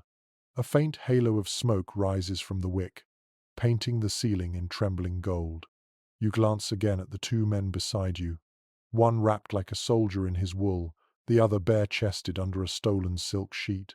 Both breathe steadily, the difference between them erased by exhaustion. The ship sways gently, and you close your eyes. The cold brushes against your face like an invisible hand, but the hammock moves with the rhythm of the tide, and warmth blooms slowly from within. You realize that sleep here has nothing to do with comfort. It is an act of faith, a silent agreement with the sea that she will let you wake again. And as the world narrows into darkness, that faith feels enough. Whether dressed in wool or nothing at all, every man aboard drifts together into the same dream, warmed by courage, exhaustion, and the endless sound of water moving through the night. The night is long, and the cold deepens until even the boards beneath your hammock seem to hum with frost. Around you, the crew sleeps fitfully. Some shift in their hammocks, muttering words that belong to no language you know. The air feels alive with the weight of their dreams. Pirates, hardened by salt and battle, still carried a strange tenderness into sleep, a belief that the sea spoke to them in visions. A few scattered journals from the 18th century record their superstitions about dreams. One sailor wrote that when you dream of calm water, fortune follows, but when you dream of black waves, a storm is already on its way. Another claimed that dreaming of a white gull meant a letter from home, though few had homes left to write. It is curious how even men who trusted no God still trusted their dreams. You turn your head toward the faint light of a lantern swinging from a beam. Shadows ripple across the walls like moving water. The ship seems to breathe in its sleep, rising and falling with the waves. In that motion, it is easy to believe that the dreams of the men below are carried upward, mingling with the wind above. Stories of prophetic dreams were common among sailors. A record kept by a captured merchant mentions a pirate who dreamed of a sea serpent circling the ship. The next day, the crew found the hull leaking near the bow, shaped eerily like a coiled snake. They repaired it in silence and toasted the dreamer that night. Another account describes a man who swore he saw his dead brother standing on the waves, beckoning him home. He deserted at the next port and was never heard from again. Such stories wove themselves into the fabric of shipboard life, until even the skeptics listened closely to the tales told at dawn. What makes it fascinating is how those dreams blurred faith and fear. Many pirates carried charms around their necks, small bones, shells, or bits of coral, believing they guarded sleep from the spirits of the drowned. Some sang softly before resting, not for company but to warn ghosts to stay away. Ethnographers who study maritime culture have found similar habits among fishermen from every ocean, each convinced that the sea watches what its children dream. You can almost feel that presence now, the vastness pressing against the wooden walls like a listening ear. The ship creaks softly, and for a moment you think you hear a voice. It is not human, only the sea rubbing against the hull, yet it carries rhythm, a whispering pulse that makes your skin prickle. Maybe this is what the old sailors meant when they said the sea remembers. One curious letter from a French privateer describes a night when the crew refused to sleep at all. A man had dreamed of water pouring into the hold, and though they mocked him at first, unease spread quickly. By morning, they were still awake, waiting for proof of doom that never came. The captain finally forced them to rest, threatening to toss anyone who spoke of dreams again. Yet that same week, a storm cracked their mainmast clean in two. No one laughed after that. You breathe slowly, feeling the damp chill settle on your face. The hammocks sway in quiet unison, and the men seem at peace, though their brows twitch and their lips move silently. What would they dream of tonight? Gold piled high? Fire from cannons? Or perhaps something gentler, a tavern, a lover, a warm bed that doesn't move? For men who lived by the sword, even tenderness found its way into dreams. Modern scholars suggest that the harsh rhythm of sea life shaped the mind in strange ways. The constant rocking, the lack of light, and the endless repetition of tasks blurred the boundary between waking and sleeping. Some sailors spoke of sea dreams, a trance that could come even while standing at the helm. You can imagine it now, that half-conscious drift where the body works and the mind floats elsewhere, still listening to the tide. Among pirates, dreams were also tools for storytelling. In the hours before dawn, they would whisper their visions to one another, weaving prophecy into entertainment. A man might claim he dreamed of a buried chest glowing with fireflies. Another would insist he dreamed of a mermaid whispering his name. Such tales became omens, jokes, or excuses for bold plans. To dismiss a dream outright was considered unlucky. There is one last detail preserved in a rare court testimony.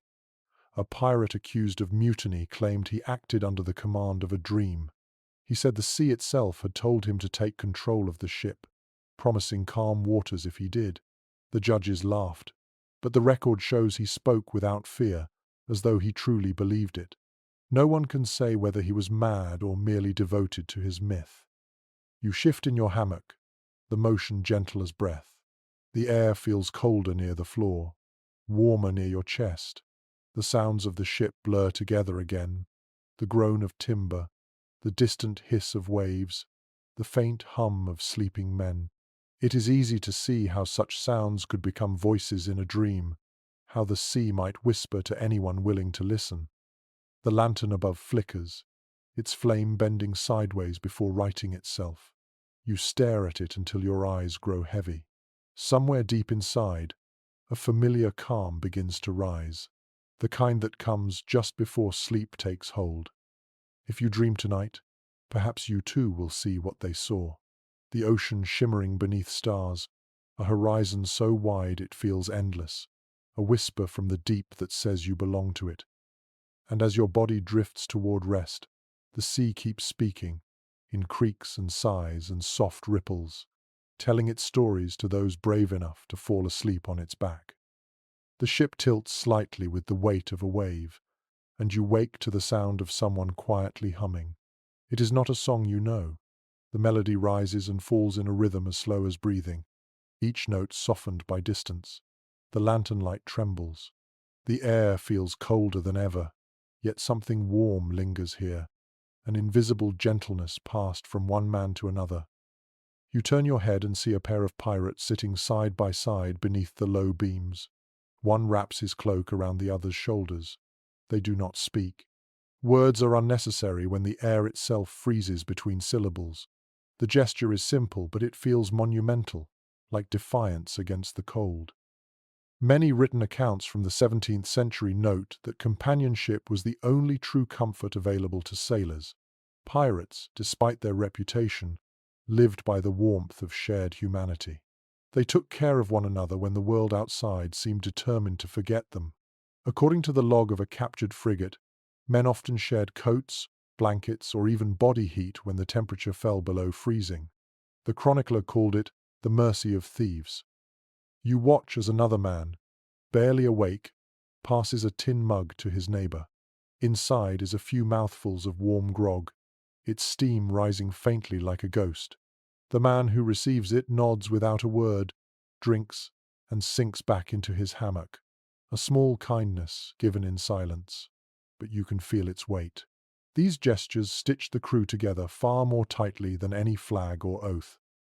Historians still puzzle over how pirate societies held such loyalty despite being built from outcasts. Some attribute it to shared hardship. Others suggest that the endless danger of sea life stripped away pretense until only instinctive compassion remained. Perhaps the cold itself was the teacher. When every breath turned to frost, no one could afford selfishness for long.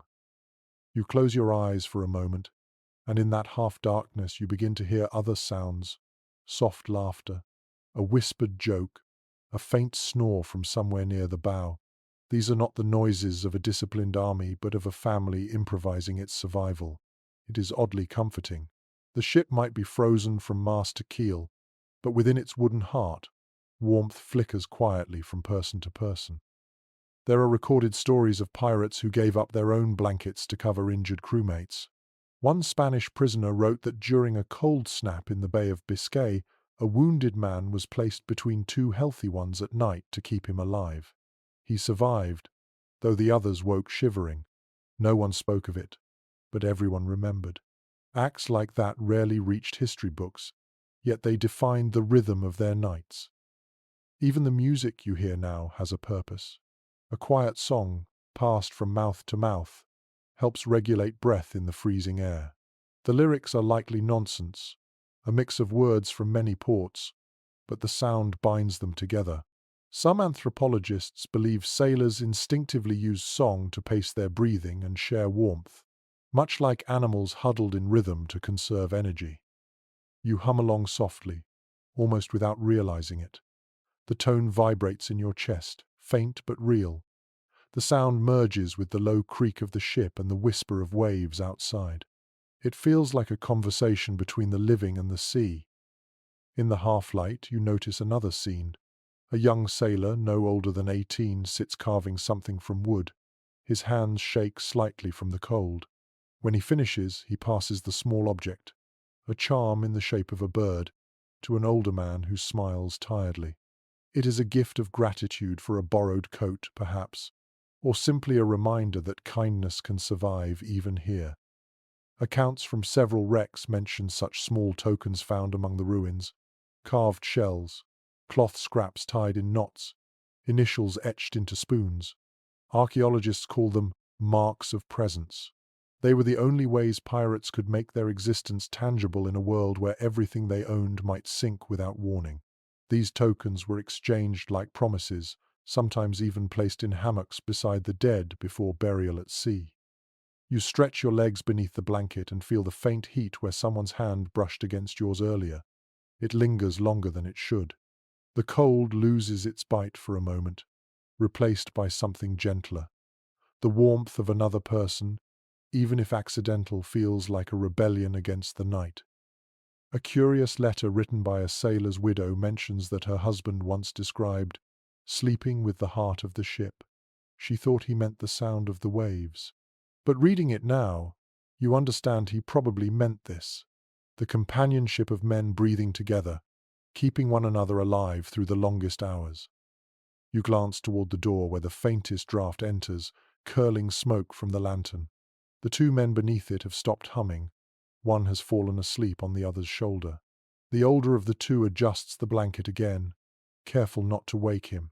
The ship rocks, and they sway together as if moving to an invisible rhythm. This quiet tenderness feels out of place in the legends of violence that surround them, yet it is truer than those stories.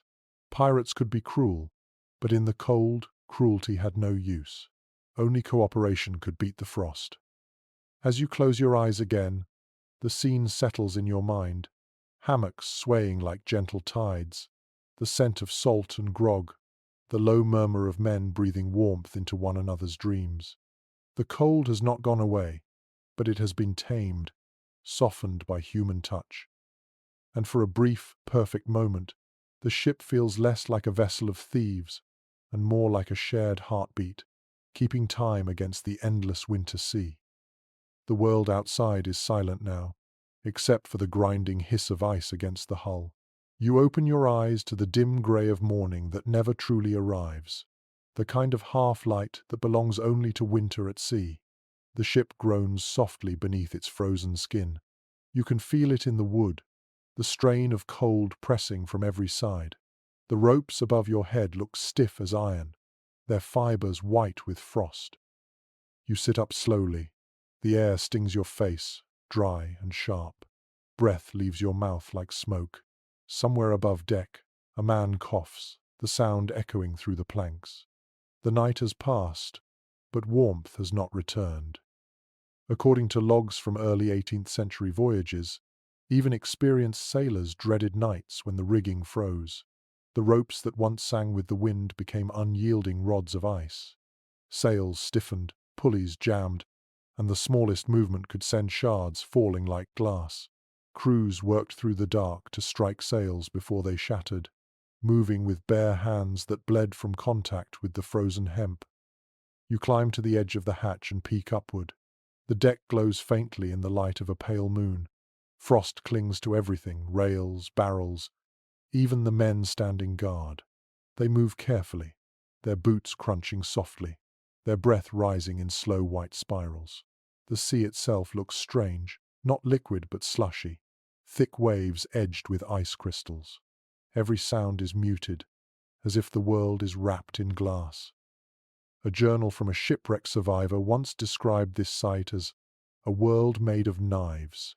He wrote that the sound of frozen sails snapping in the wind was like cannon fire. You can almost hear it now, the sudden cracks that split the air, each one followed by the groan of the mast. Those who survived such nights remembered them for the rest of their lives. Below deck, the men do what they can to prepare. The cook keeps a small kettle of water near the lantern to warm fingers when they return. The smell of salt meat and tea fills the narrow space, oddly comforting in its simplicity. One pirate sits sharpening a blade, though it is more habit than need. Another mutters to himself as he patches a glove with stolen thread. Their faces are pale, but their eyes stay calm. The sea has already taught them not to fight the cold, only to work around it. A curious entry in a French naval log describes how pirates used their hammocks as insulation when the rigging froze. They lined the beams above with cloth, trapping what little warmth rose from the lamps. It worked, if only slightly. You look up and see the same trick here.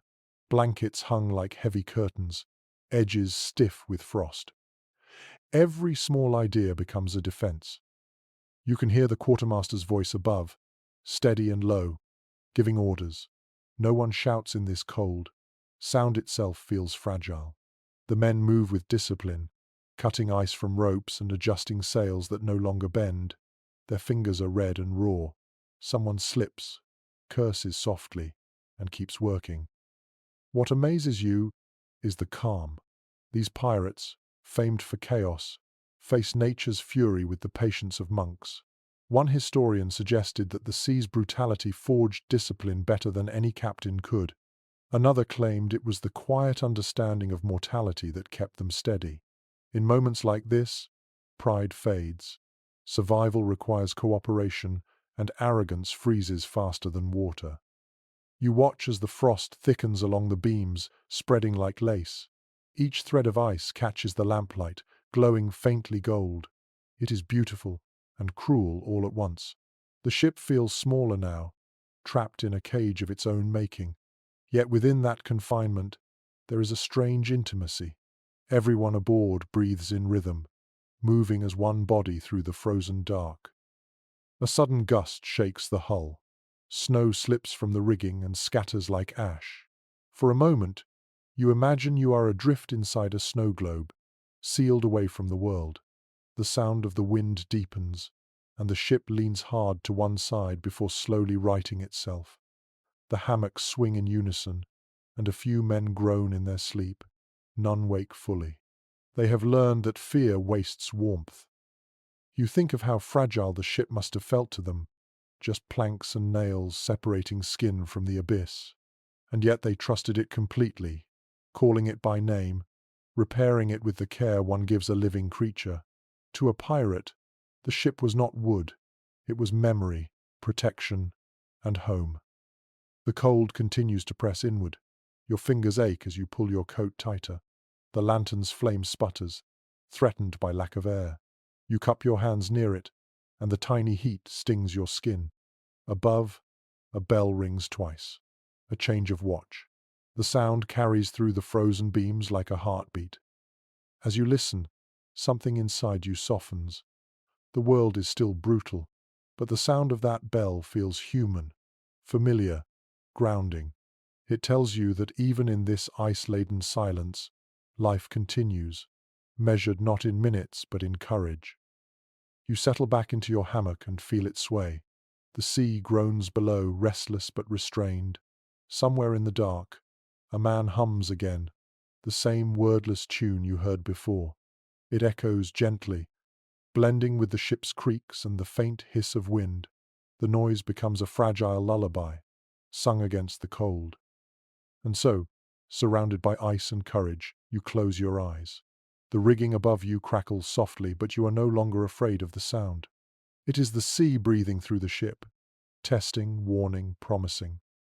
You take one slow breath, and for the briefest moment, the frost seems to shimmer like stars caught in the ropes.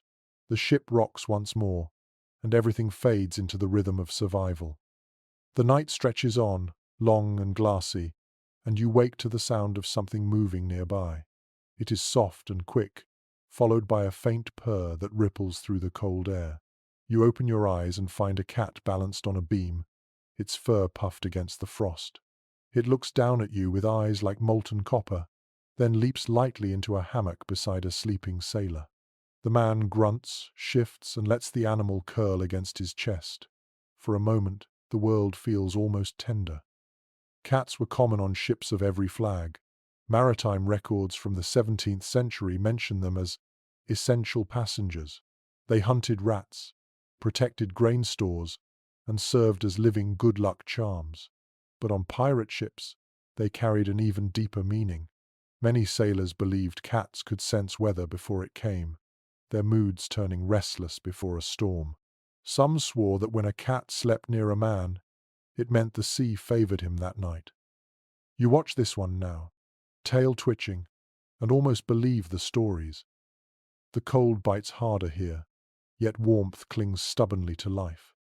The same sailor who cradles the cat shifts again, pulling his coat tighter around both of them. Nearby, another man stirs, muttering affectionately to a monkey sitting at the foot of his hammock. The small creature hides its face in the man's scarf, trembling slightly. These animals, strange companions for thieves, brought comfort where none should have existed. A curious account from a Dutch trading ship mentions pirates who carried parrots, monkeys, and even small dogs as mascots. Some were spoils of plunder, others simply strays that found their way aboard. In cold seasons, the animals became more than entertainment. They became living blankets, pressed close to human skin for warmth. The relationship was mutual. The animals survived, and the pirates found solace in their company. You can almost imagine the quiet laughter that must have filled these quarters at dusk, when a cat chased its tail along the floor or a monkey stole scraps from the galley. On nights like this one, though, the laughter fades to breathing. Every creature aboard, man or beast, breathes together to keep the cold away. There is an old superstition noted in maritime folklore. A cat leaving the ship meant bad luck, while one who stayed near sleeping men protected them from nightmares. Sailors tied ribbons around their cats' necks, charms to keep them close. Some even shared their rum with the animals, letting them lick a few drops for courage. To outsiders, it might have looked foolish. But when the ocean stretched endlessly in every direction, a small heartbeat beside you could feel like proof that the world was still kind. You look again at the cat on the beam. Its fur glows faintly in the light of the lantern, whiskers catching the shine. When it stretches, its paws leave tiny prints of warmth on the frost. The sight makes you smile. Here, amid salt, damp, and danger, such small grace feels miraculous. A sailor once wrote in his diary that he had a dream about his ship's cat guiding him home. The next morning, land appeared on the horizon. He kept a tuft of the cat's fur in a pouch until the day he died. Whether the story is true or not hardly matters. The human heart clings to symbols when the world feels endless and cold. The monkey on the other hammock suddenly chatters softly, waking its owner. The man laughs quietly and rubs its head. You can see the affection in his tired smile. Pirates are remembered for violence, yet here in the dark, their gentleness tells another story. They lived closer to death than most, and perhaps that made them softer in small, hidden ways. Researchers who study maritime life suggest that these bonds between sailors and animals served psychological needs long before anyone understood such terms. The companionship eased fear, and the act of caring gave meaning to lives otherwise ruled by chance. In the bleakest winters, even feeding a pet became an act of hope. The air grows colder again, and frost spreads across the ceiling beams. The cat lifts its head, ears flicking, as if it hears something beyond your perception. It meows once, softly, then curls up tighter. The monkey, too, settles back into its hammock, wrapping its tail around the man's wrist like a rope. For a moment, the entire cabin seems to hold its breath. Outside, the sea moves under a crust of ice. The ship rocks gently, slower than before. You hear a faint scratching sound, perhaps another rat, perhaps the wind clawing at the boards. Either way, the animals stay calm, their instincts unbothered. That calm spreads through the room like a quiet blessing. You let your eyes close again. The sound of purring blends with the hum of the ship, steady and soft. You realize that warmth is not always born from fire. Sometimes it lives in small hearts, in fur against skin, in the soft companionship that needs no words. One final note from an old sailor's diary comes to mind. We feared the storms and trusted the cats. You understand now why. In a world of cold steel and salt, a little creature's warmth might be the truest treasure of all. As the lantern light fades, the purr continues, rhythmic and sure. The ship drifts onward through the frozen dark, carrying its sleeping men and their unlikely guardians through another night at sea. You wake to the murmur of voices in the half-light before dawn. The cold is biting, and your breath leaves small clouds above your face. Two men whisper near the corner of the cabin, their heads close together over something spread out on a wooden crate. The faint flicker of the lantern glows against their faces. It takes you a moment to realize what you are seeing. They are tracing the outline of a map. The parchment looks old, edges curled, stained with salt and oil. It glows like parchment stolen from another world, its ink faded to sepia. The men lean close, careful not to wake the others. Their whispers slide through the still air, punctuated by quiet laughter and the occasional sigh of disbelief. You can almost hear the rustle of dreams being plotted. Bedtime stories on a pirate ship were not lullabies but tales of treasure. Maps, both real and imagined, drifted from hand to hand like sacred relics. Historians have found fragments of such charts in museum collections, scrawled on animal hide, sailcloth, and even scraps of prayer books. They were as much fantasy as navigation. The lines rarely matched any real coast, yet they gave exhausted men something worth believing in. You inch closer, and the faint scent of rum and candle wax fills your nose. One of the pirates taps the map with a scarred finger. His companion grins and mutters, "Tomorrow we're rich." You doubt they truly believe it. But in the middle of a frozen ocean, even a lie that warms the heart is worth keeping alive. Maritime records mention that pirates often told these stories before sleep, not for greed but for comfort. They shared legends of islands where the sand glittered like gold dust, or caverns where jewels grew from stone like fruit. Sometimes the maps were drawn just for fun, sketched by firelight with bits of charcoal. One man would invent an island, another would swear he had seen it. Soon the whole crew would argue about it as if they had all been there. It was a game, but also a ritual. To dream of treasure was to dream of tomorrow. On nights when the wind howled and frost gathered on the ropes, it reminded them why they endured. A curious journal from a British naval officer, captured by pirates, describes such a scene. He wrote that they spoke of gold with the tenderness of poets, as if each coin held the warmth they had lost to the sea. You smile at the thought. There is truth in that. To a man freezing in a hammock, treasure was not wealth, but sunlight remembered. You watch as the two men fold the map carefully and hide it beneath a blanket. One stretches and lies back, pulling his coat tight. The other lingers, eyes half closed, still smiling. Perhaps he is already dreaming of the island they just invented. It is strange how stories grow in places where light is scarce. A few centuries later, scholars would argue about whether most pirate maps ever existed at all. Some call them myths, born from sailors' boredom. Others suggest they were coded guides used by smugglers. The debate continues, but the idea itself has outlived the evidence. Maybe that is the point. You lie back and stare at the ceiling. The wood above you glows faintly in the weak light. The voices fade, replaced by the slow breathing of the crew. The air feels thicker now, full of the ghosts of conversations about treasure, freedom, and revenge. Those dreams linger like warmth, long after the rum and lanterns fade. In the hush, you imagine the maps themselves alive, whispering promises as the ship moves, ink lines shifting like rivers, coastlines curling in secret shapes. Perhaps some part of the sea remembers where those promises were meant to lead. There is an entry in an old Portuguese sailor's notebook that reads, "Maps are not for the finding of gold, but for the remembering of home." You wonder if the pirates knew that truth too. The lines they traced might not have led to treasure, but to something softer, a memory of land, of soil that didn't sway beneath their feet. The cold creeps closer again, sliding between seams of wood. You pull your blanket higher. Outside, the sea groans quietly, its voice low and mournful. The map talkers are silent now, their dreams already sailing ahead of the ship. You think of how strange it must have been to fall asleep every night surrounded by myth.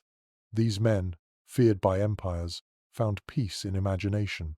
They fought by day, but by night they built worlds that no storm could touch. Perhaps that is why so many pirate tales survived. Each story told before sleep planted another seed in the world's memory. Somewhere, on a quiet night centuries later, a storyteller would repeat those same words, and the dream would live again. The lantern flickers once and fades. Darkness folds over you like a wave. The faint rustle of parchment lingers in your ears, as if the sea itself is still tracing invisible lines across its own surface.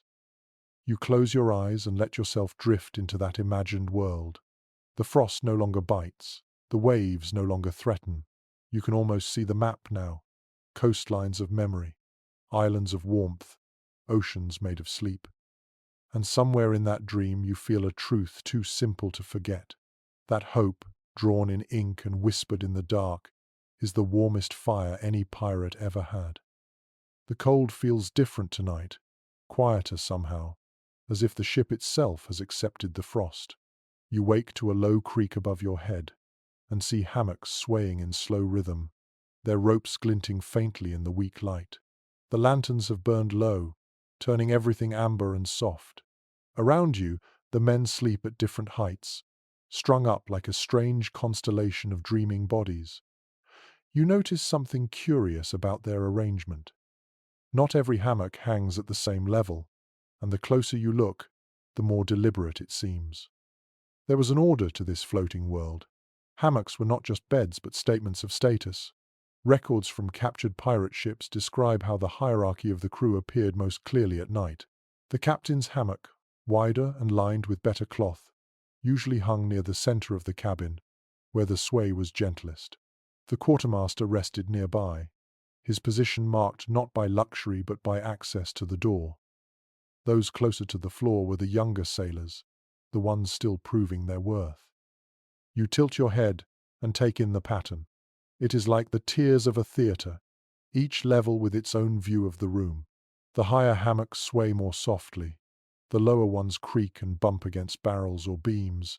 The air is colder near the floor, and you can see frost glistening on the boards beneath the bottom row. It is a quiet kind of injustice, softened by the rhythm of sleep. An English traveller who once lived among privateers wrote that every ship carries its own sky, and men hang their stars according to their pride. His words ring true now. Even in sleep, the order of the ship reveals itself. Yet the hierarchy was fluid. Unlike in the Navy, where rank was rigid, pirates earned their place nightly through work, luck, or friendship. A man who braved the stormiest watch might find his hammock raised the next day, while one who shirked his duties could find his lowered to the coldest corner. It is said that disputes sometimes broke out over space. A surviving set of pirate articles from the early 18th century includes a clause about the fair hanging of hammocks. It promised equal distance between beds so no man would swing into another during the night. The rule might sound trivial, but in these cramped quarters, fairness in sleep meant fairness in spirit. You listen to the sound of the hammocks creaking in uneven rhythm. Each one makes its own melody, a reminder that even harmony contains individuality.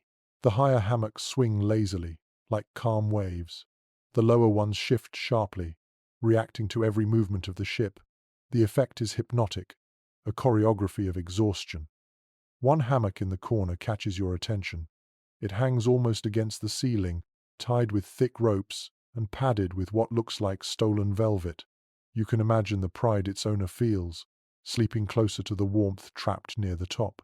Yet just below him, a young sailor huddles under a threadbare blanket, his breath visible in the cold.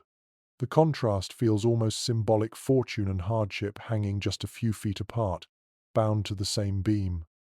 A curious account from a French prisoner mentions that pirates used their hammocks not just for sleep, but also for negotiation.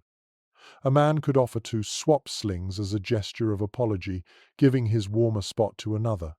Such exchanges often settled disputes without words. It was their version of diplomacy, conducted under the dim light of the lanterns. You can see how that might work.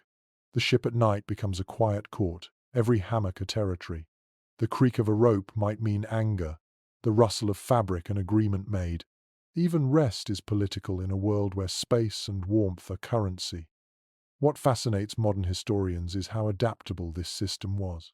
Despite their lawlessness, pirates practiced a form of social balance far ahead of their time. The hierarchy of hammocks was temporary, based on merit rather than birth. A man's place could rise or fall as quickly as the tide. It was democracy woven from rope and exhaustion. You close your eyes and imagine looking down from the ceiling. The room below is filled with suspended bodies, each one a world of stories and scars. The lantern light moves like a slow heartbeat, flickering across faces. Some are turned upward, mouths slightly open, others buried in folds of cloth. No two hammocks swing quite the same, yet together they form a rhythm that feels alive. A sailor once wrote that he dreamed better in a crowded cabin than in solitude. When we sway together, he said, the sea feels less endless. You understand that sentiment now. The hammocks are not just beds but lifelines, keeping the men tethered to one another as the world outside tries to freeze them apart. Above, you hear a faint crack as the ice shifts along the mast. The sound ripples through the beams and down into the hammocks, waking no one but echoing through every thread. For a moment, the whole ship seems to breathe in unison, a shared pulse of survival. You adjust your own blanket and let the sound settle. The hierarchy fades in the dark. The captain and the boy, the veteran and the thief all swaying together under the same ceiling, warmed by the same borrowed air. The cold does not care who sleeps higher. It tests them all equally. As the lantern dims further, you feel yourself drifting, rocked gently by the collective rhythm. The hammocks creak again, like a chorus sung in sleep, and in that sound lies the truth of this life, that even in the coldest night, order and chaos find their fragile balance in motion. You wake before dawn, long before the first light touches the frozen sea. The air is so thick with damp and smoke that every breath tastes faintly of tar. You open your eyes and realize that the ship has stopped moving as much. The waves have softened, but the stillness carries its own discomfort. The air below deck feels used, stale, and heavy with the scent of sleep itself. It is a smell unlike anything on land. Tar, rope, unwashed wool, smoke from the lanterns, and the faint rot of damp wood mingle, until they form a single odor that belongs to the sea. Accounts from merchant ships mention the same thing. The smell of a crew's quarters was so distinct that even years later, survivors could recall it instantly. It clung to their clothes, their hair, even their skin. For pirates, it was the perfume of life between battles. You sit up and listen. The hammocks creak. Men shift, cough, stretch. Someone yawns and mutters a prayer. The air stirs slowly, thick with human warmth. You can almost feel the humidity pressing against your face. The walls are slick where condensation has gathered, and droplets slide down in thin, glistening trails. A curious note from a Dutch naval surgeon described this smell as proof of survival. He argued that a healthy ship should stink. The scent of bodies meant warmth. Warmth meant life. A ship that smelled clean in winter was one where the men were dead or dying. You breathe in again, and the logic makes strange sense. The odor is unpleasant but comforting, the scent of persistence. Still, you cannot help wrinkling your nose. Beneath the sweat and wool, there is another layer: fish oil, tar, salt. It smells like the inside of the ocean's throat. The odor seeps into everything. Clothes never dry completely, and blankets become repositories of history.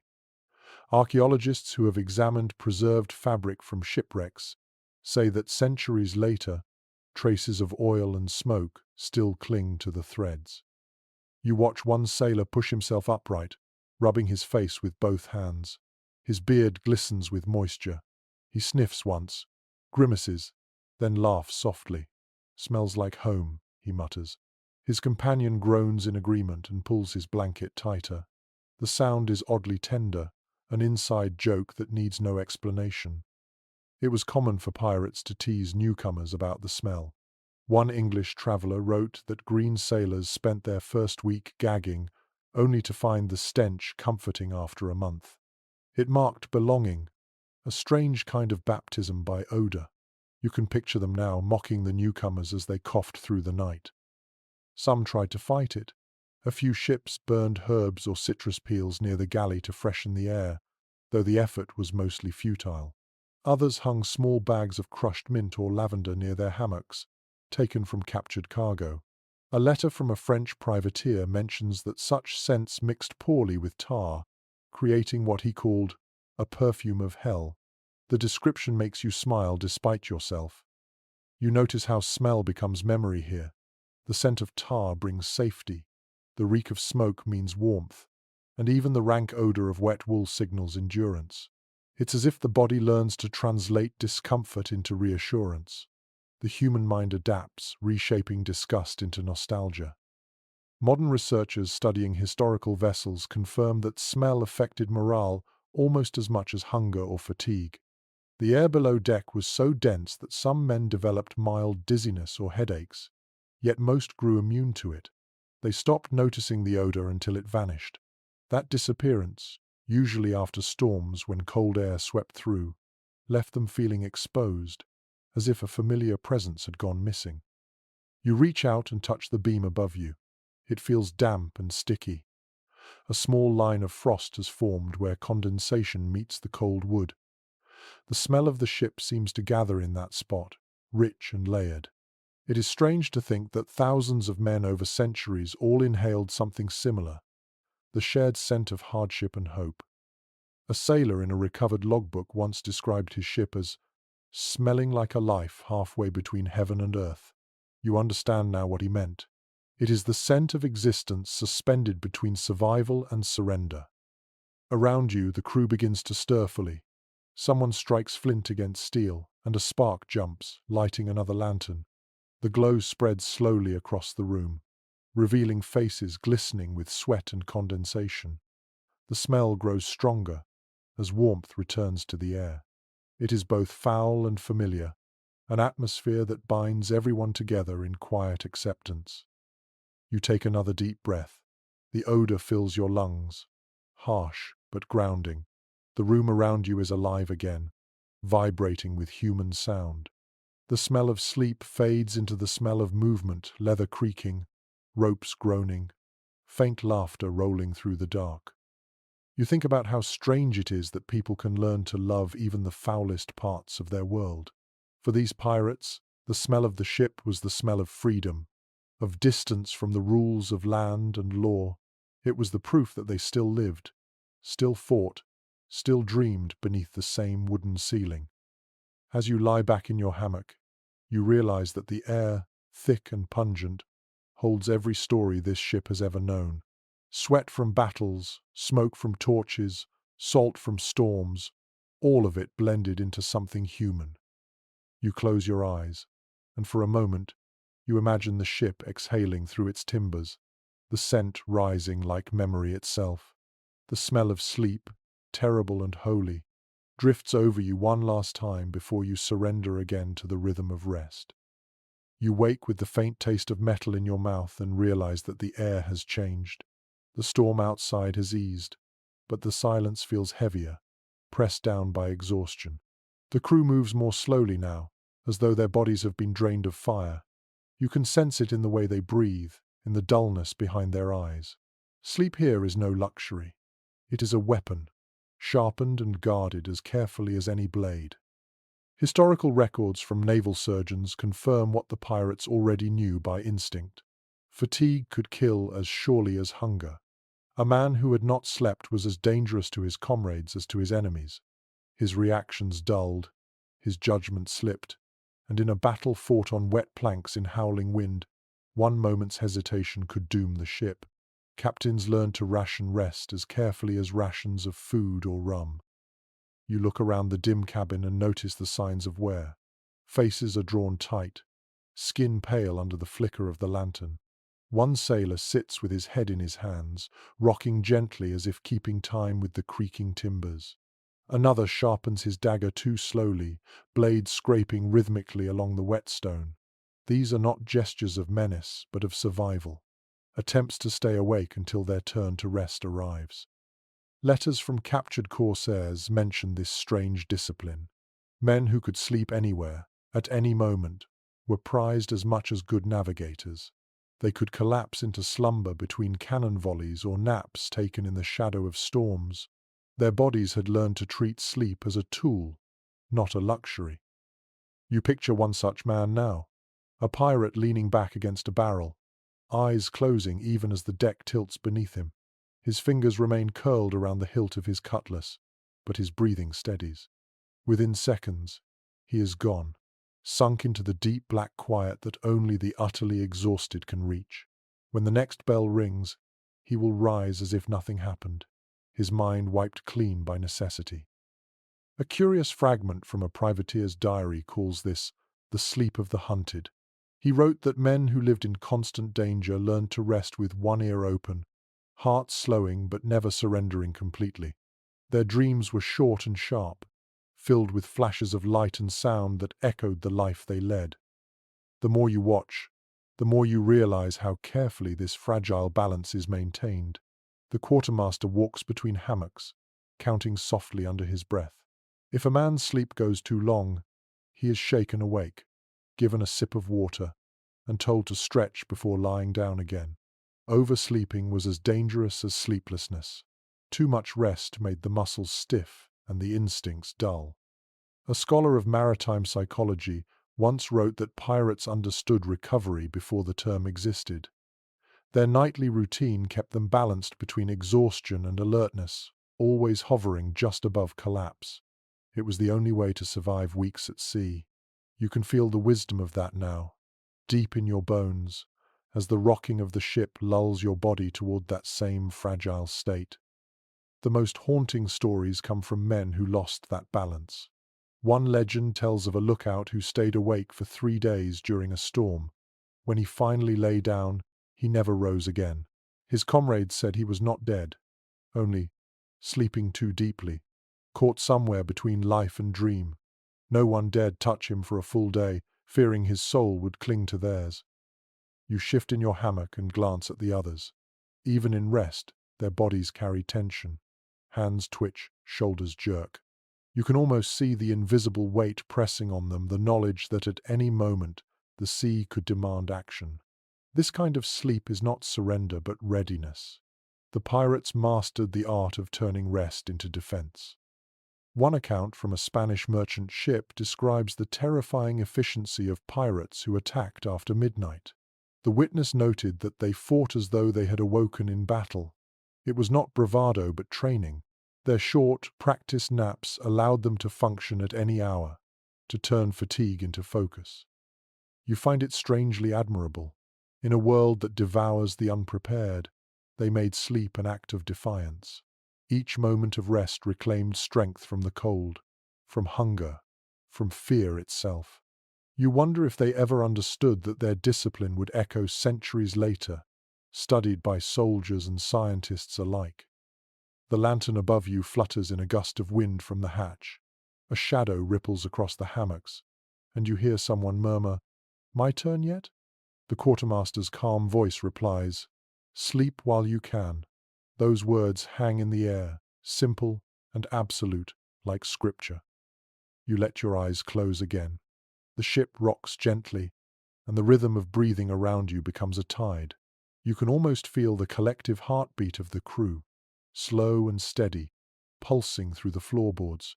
It is the sound of endurance. For a brief moment, you understand what it meant for these men to trust sleep so completely. Each nap, each dream, each stolen moment of stillness was an act of courage in a world that refused mercy. Outside, the sea sighs, dark and endless. Inside, the pirates sleep, not as victims of exhaustion but as masters of it, warriors resting between storms.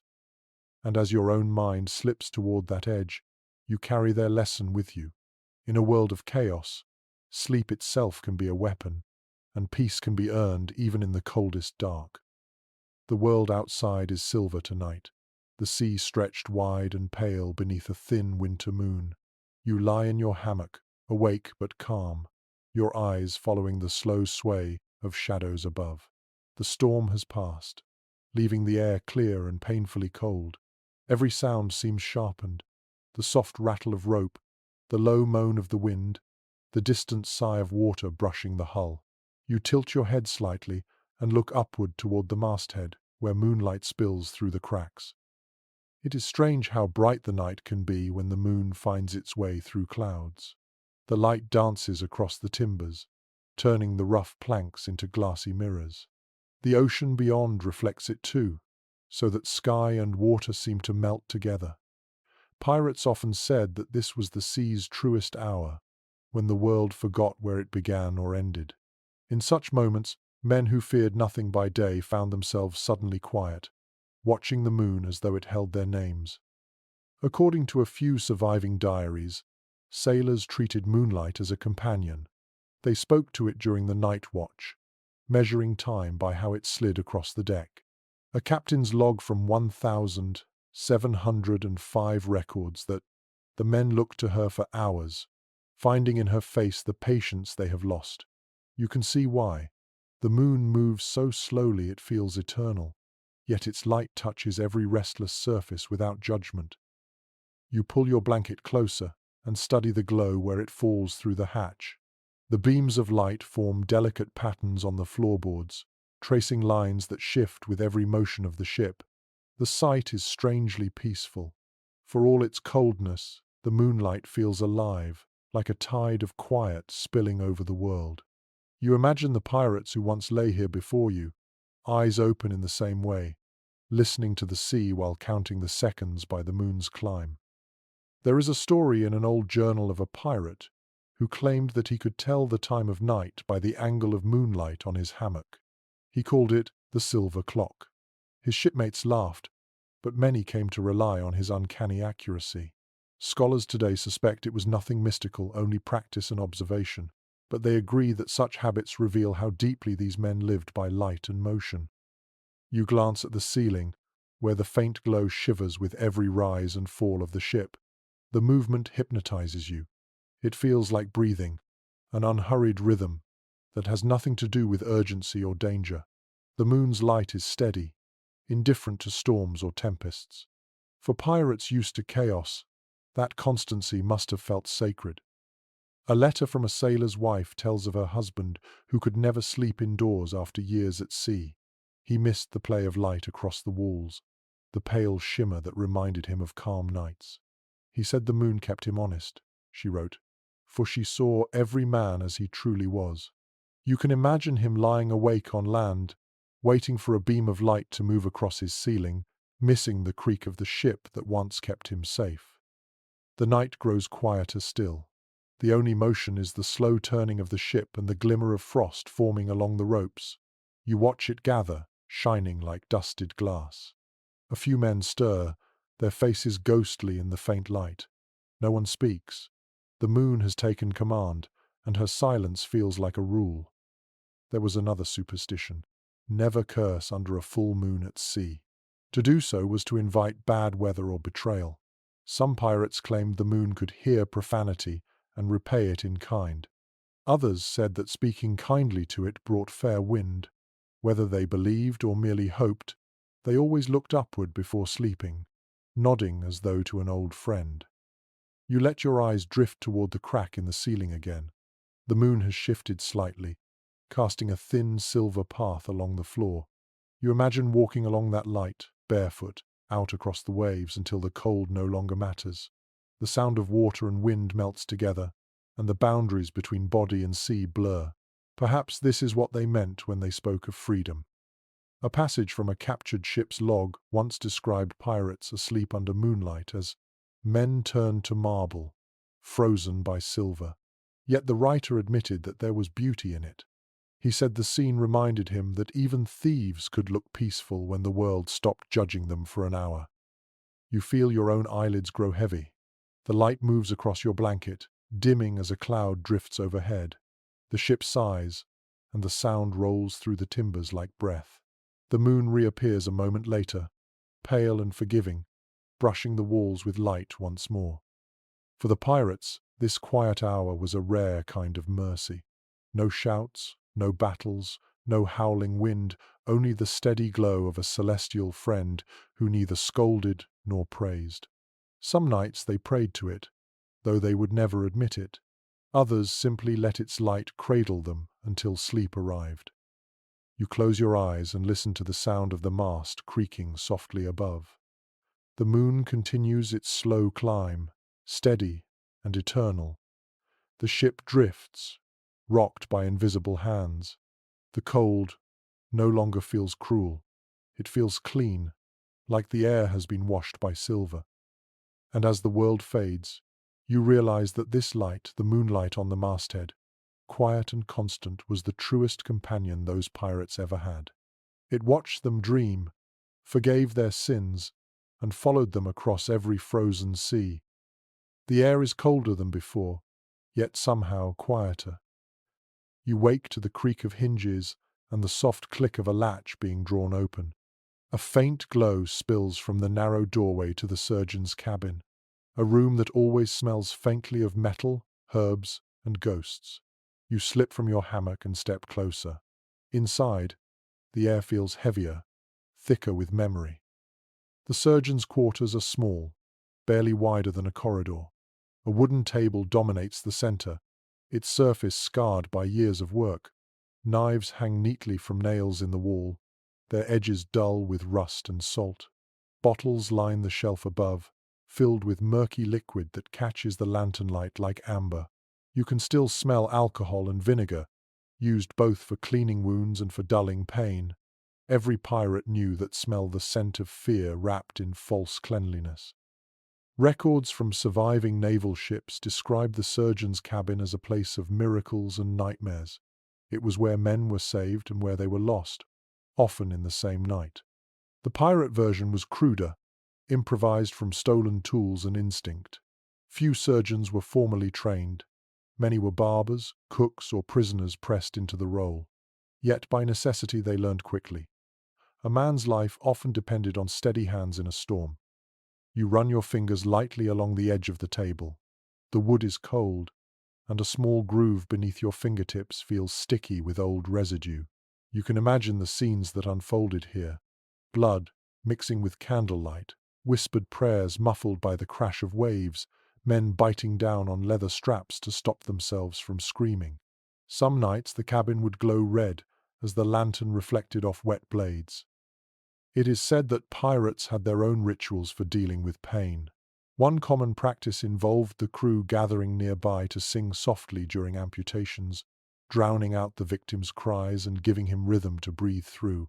A curious detail found in one surgeon's log records that humming could steady his hand, allowing him to cut faster. Modern historians call it psychological distraction, but the pirates thought of it as respect, a way of keeping a man company as he faced agony. You notice a hammock in the corner, smaller than the others, strung between two beams. This was likely where the surgeon himself slept, though sleep here must have been shallow and uneasy. Even in rest, he would have listened for footsteps in the dark, for the call that meant another body was waiting. The shadows in this room feel different from those in the rest of the ship. They seem thicker, slower to move, as though saturated with memory.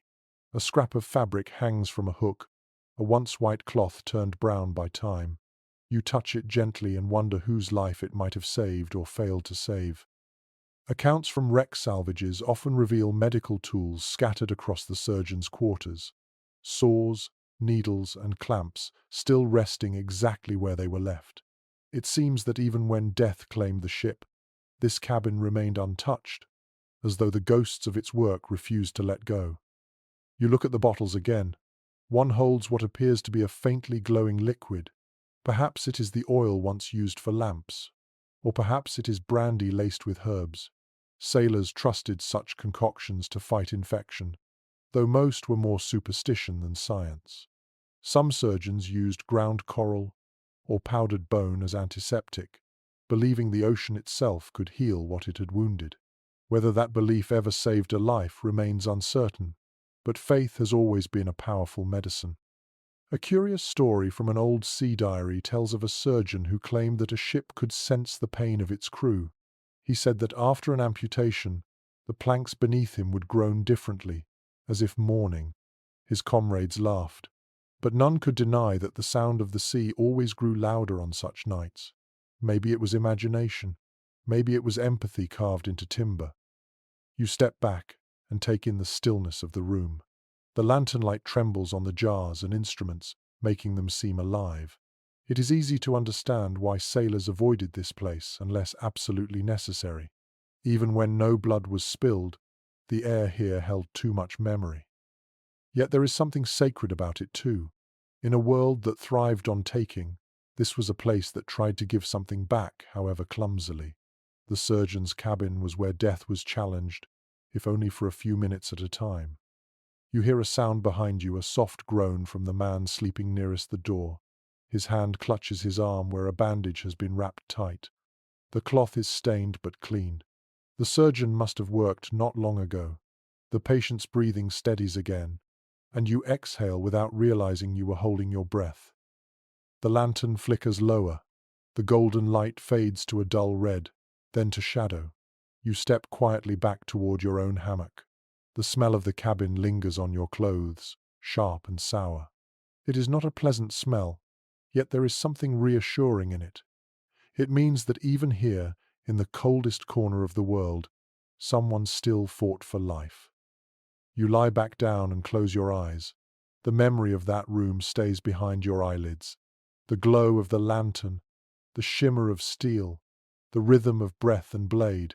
It is not peaceful, but it is honest. As sleep pulls you under again, you think of the surgeon's lonely hammock and the men who trusted his trembling hands. In a life built on chaos, he was the one who tried, again and again, to keep the darkness waiting just a little longer. The air feels thick with quiet when you wake. The ship hardly moves, as if the sea itself has grown tired. You open your eyes to the faint glimmer of lantern light spilling through a gap in the beams.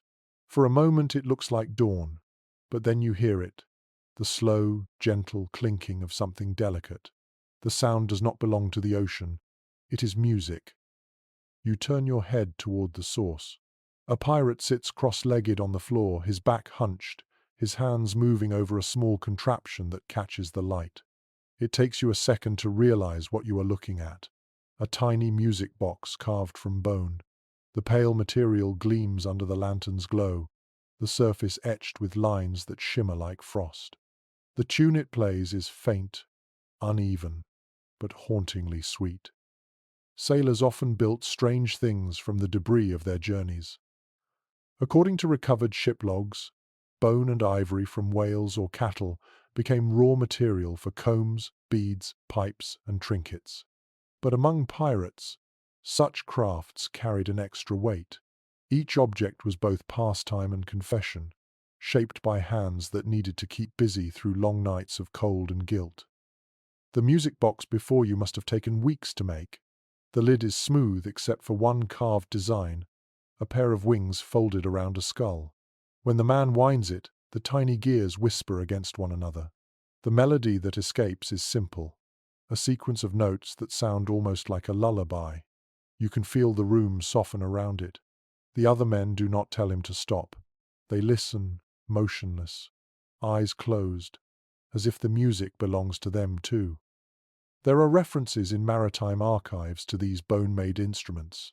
Some were flutes, others were crude violins built from driftwood and wire.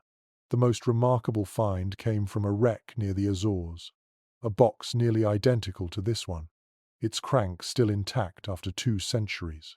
When restored, it played a tune that researchers identified as a fragment of a French lullaby. No one knows how it found its way aboard a pirate ship, but the discovery proves what history often forgets. Even those who lived by the sword needed softness. You watch the craftsman's fingers.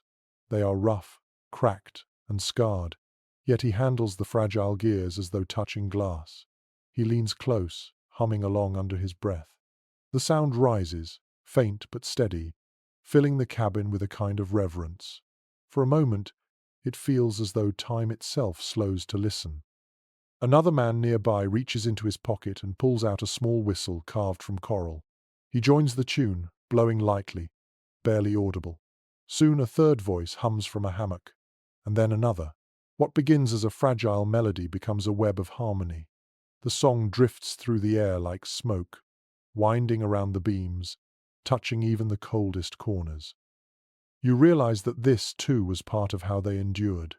Music, even crude and broken, stitched their souls back together after days of fear and violence. A note found in a sailor's diary from 1711 speaks of nightly concerts for the heart made of noise and memory.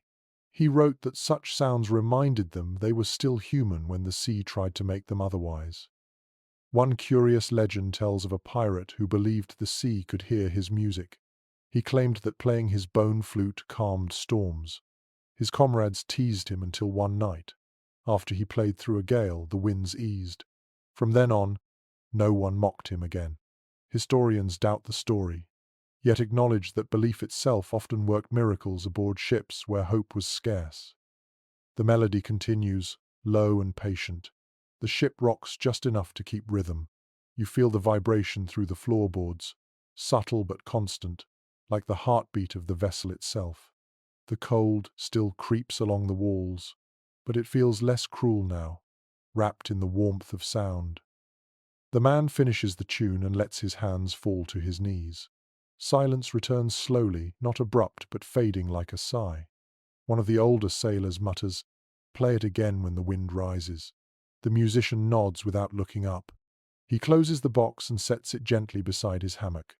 The faint clicking of the lid echoes like the punctuation of a prayer. Modern scholars who study maritime artifacts describe this kind of craftsmanship as a survival language, an unspoken dialogue between suffering and imagination. The pirates did not carve from luxury, they carved from necessity. Each small creation was proof that even in a world ruled by violence and frost, beauty could still exist. You look once more at the tiny box, its pale edges glowing in the lantern light. Somewhere inside, a coil of wire still holds tension, ready to sing again. Perhaps the next storm will wake it. Perhaps it will outlive every man aboard, resting quietly in the depths until someone far in the future winds it once more. You lie back in your hammock and listen to the last faint echo of the melody vibrating through the wood. The sea resumes its own rhythm outside, slow and endless. For a few precious moments, the music and the waves seem to breathe together. The ship feels warmer. So does your chest. You close your eyes. The tune lingers, faint but steady, and the line between man and ghost feels thinner, softer. In that sound, you hear what no history book ever records, the echo of tired hearts finding beauty in the dark. The wind has changed. When you wake, the air no longer smells of salt and ice, but of soil and smoke. The ship moves slower now, and the sound beneath the hull has softened to the hush of water against wood. You climb up toward the hatch and squint through a slit in the boards. Beyond the rail, the dark outline of land waits beneath a grey horizon. After weeks adrift in cold and wind, the pirates have found a harbour. Winter ports were rare gifts. In the coldest months, even pirates sought shelter where the sea grudgingly allowed it. Historical records describe such harbours as lonely, half-frozen places where the crew could repair their ship, mend their clothes, and sleep without fear of sinking. The men would stagger ashore like ghosts, their legs trembling from too many nights spent rocking with the waves. You follow them now in your mind's eye as they step onto the dock. The snow crunches beneath their boots. They blink at the strange stillness of the land. Even their voices sound different here, rougher, louder, as if surprised to hear themselves in open air. They stretch, yawn, and laugh, the tension draining from their faces. The harbour is small, just a scattering of huts and a tavern with smoke curling from its chimney. A Dutch traveller's diary from 1708 describes one such port, a place where time forgets to move, and men move like shadows through the frost. The writer noted that the tavern smelled of pine and old rum, and that pirates sat near the hearth, not as conquerors, but as weary pilgrims. You can picture the scene now, wet coats, steaming, boots drying by the fire, laughter rising slowly after weeks of silence. Inside that tavern, sleep came differently. No hammocks, no swaying deck, only the hard comfort of wooden floors and benches. Some stretched out beside the fire, others collapsed at tables with mugs still in their hands. A few, too restless to sleep indoors, stayed on the dock beneath the stars, staring at the still water as though waiting for it to breathe again. One sailor's letter describes his first night on land after months at sea. The bed did not move, and I could not rest. I missed the heartbeat of the waves. You understand what he meant. After so long in motion, the absence of rhythm must have felt unsettling, as if the world had stopped turning. The pirates likely experienced the same unease, their bodies tuned to the sea's music even as they longed for quiet. You imagine the warmth of that tavern now. The fire burns low, its light flickering against the walls. The men sleep in uneven piles, blankets tangled, boots scattered. The air hums with the soft hiss of logs splitting. The smell of smoke and sweat mingles with pine resin and baked bread. It is not clean, but it is alive. For the first time in months, no one rocks in his sleep. Outside, the harbour groans beneath thin ice. Ships rest in the still water, their masts crusted with frost. The sky above is colourless, the kind of pale that erases distance. A cat prowls along the dock, paw prints vanishing as snow begins to fall again. Somewhere nearby, a church bell tolls, its sound carrying through the cold air like a memory. Some historians believe these brief winter ports shaped pirate folklore more than the sea itself.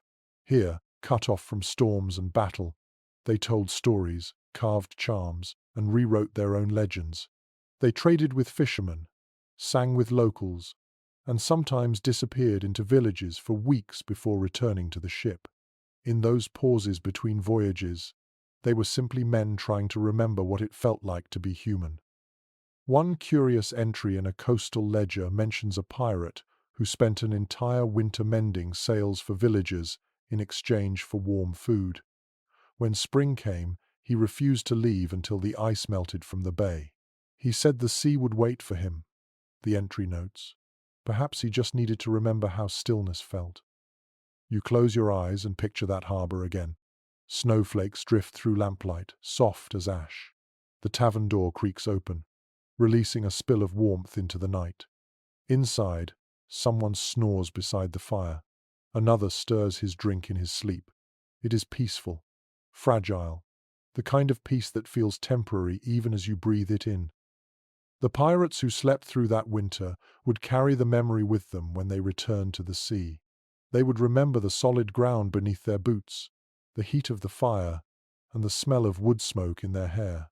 Those memories would warm them through many frozen nights to come. A sailor's diary recovered from the Baltic tells of this longing.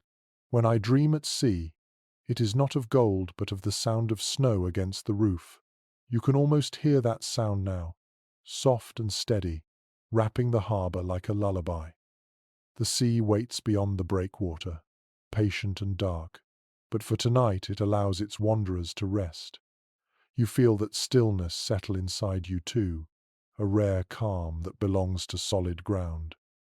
As the last embers of the fire fade, the pirates sleep without fear of frostbite or drowning. The wind outside carries the faint smell of salt back toward the waves, as if reminding them that this peace is only borrowed. Yet even borrowed peace can be enough. You lie back in your mind's hammock, warm from the fire, and let the image dissolve into darkness. The frozen harbour, the hush of snow, the quiet gratitude of men who have found, at least for one night, a place to rest. The snow outside has stopped falling, leaving the world washed clean and quiet. Inside the tavern, the last of the fire still breathes, its glow stretching across the floor in uneven stripes of gold. You wake slowly, listening to the sound of low voices near the far wall. Two pirates sit at a wooden table, a single candle flickering between them. One holds something small in his hand, a folded scrap of parchment that he smooths out carefully on the table's surface. The other leans forward, eyes fixed on it. It takes you a moment to understand what you are seeing. The parchment is not a map this time, but a letter, a love letter, its edges softened by travel and time. The man reading it speaks quietly, his voice low and deliberate, as though saying the words aloud keeps them alive. The other listens, his eyes unfocused, perhaps thinking of someone he left behind too. Personal letters were treasures rarer than gold aboard pirate ships. According to naval records, many men carried fragments of handwriting tucked into their clothes or stitched inside their bedding. Paper was fragile at sea, but love made men inventive. Some pressed letters between boards, some wrapped them in oiled cloth, and a few sewed them beneath the seams of their hammocks, believing the words would guard their dreams. You watch as the reader finishes the letter and folds it again, running his thumb across the creases. He doesn't smile or speak. He simply tucks it carefully into the lining of his coat, near his chest. The other man nods, and they sit in silence, staring into the candle flame as though it connects them to a world far away. A diary found in a sunken frigate once described this custom. Sailors, it said, often slept with letters pressed against their skin, especially during winter voyages. The warmth of the body, they believed, kept the ink from fading. Modern conservators who have examined such artifacts confirm that the oils of human touch did preserve the writing better than air alone. It seems the heart truly did protect what the sea might destroy. You think about the irony of it. Men who stole for a living guarding scraps of paper as though they were holy, yet perhaps that is what kept them from losing their humanity. In the frozen dark of the ocean, words written by someone who once cared could serve as a light no storm could snuff out. The pirate at the table takes a deep breath and pulls another small object from his pocket, a square of cloth, torn from what looks like a handkerchief. He unfolds it to reveal a tiny knot tied in the corner, the thread frayed but still holding. You can tell immediately that it means something. A sailor's superstition, perhaps, or a promise. There is a story in every knot aboard a ship. A note from an English privateer mentions how lovers or wives sometimes tied threads into fabric before their husbands set sail, each knot symbolizing a prayer for safe return. Some men refused to untie them even after years at sea. Others buried the cloth with fallen comrades, believing the wishes should never be wasted. The one you see now is likely older than its owner. He presses it against his lips for a moment before hiding it back beneath his collar. A curious rumor among coastal villages claimed that pirates sent coded messages by weaving patterns into rope or embroidery, using tiny differences in the stitching to mark words. Whether true or imagined, such stories reveal the same longing, the need to stay connected when the world turns too wide. You glance around the tavern and notice you are not the only one awake. Near the hearth, a few other men stir. One hums softly to himself. Another stares into the flames with his chin resting on his arms. It is too early for laughter or rum. Instead, the air feels heavy with the quiet ache of memory.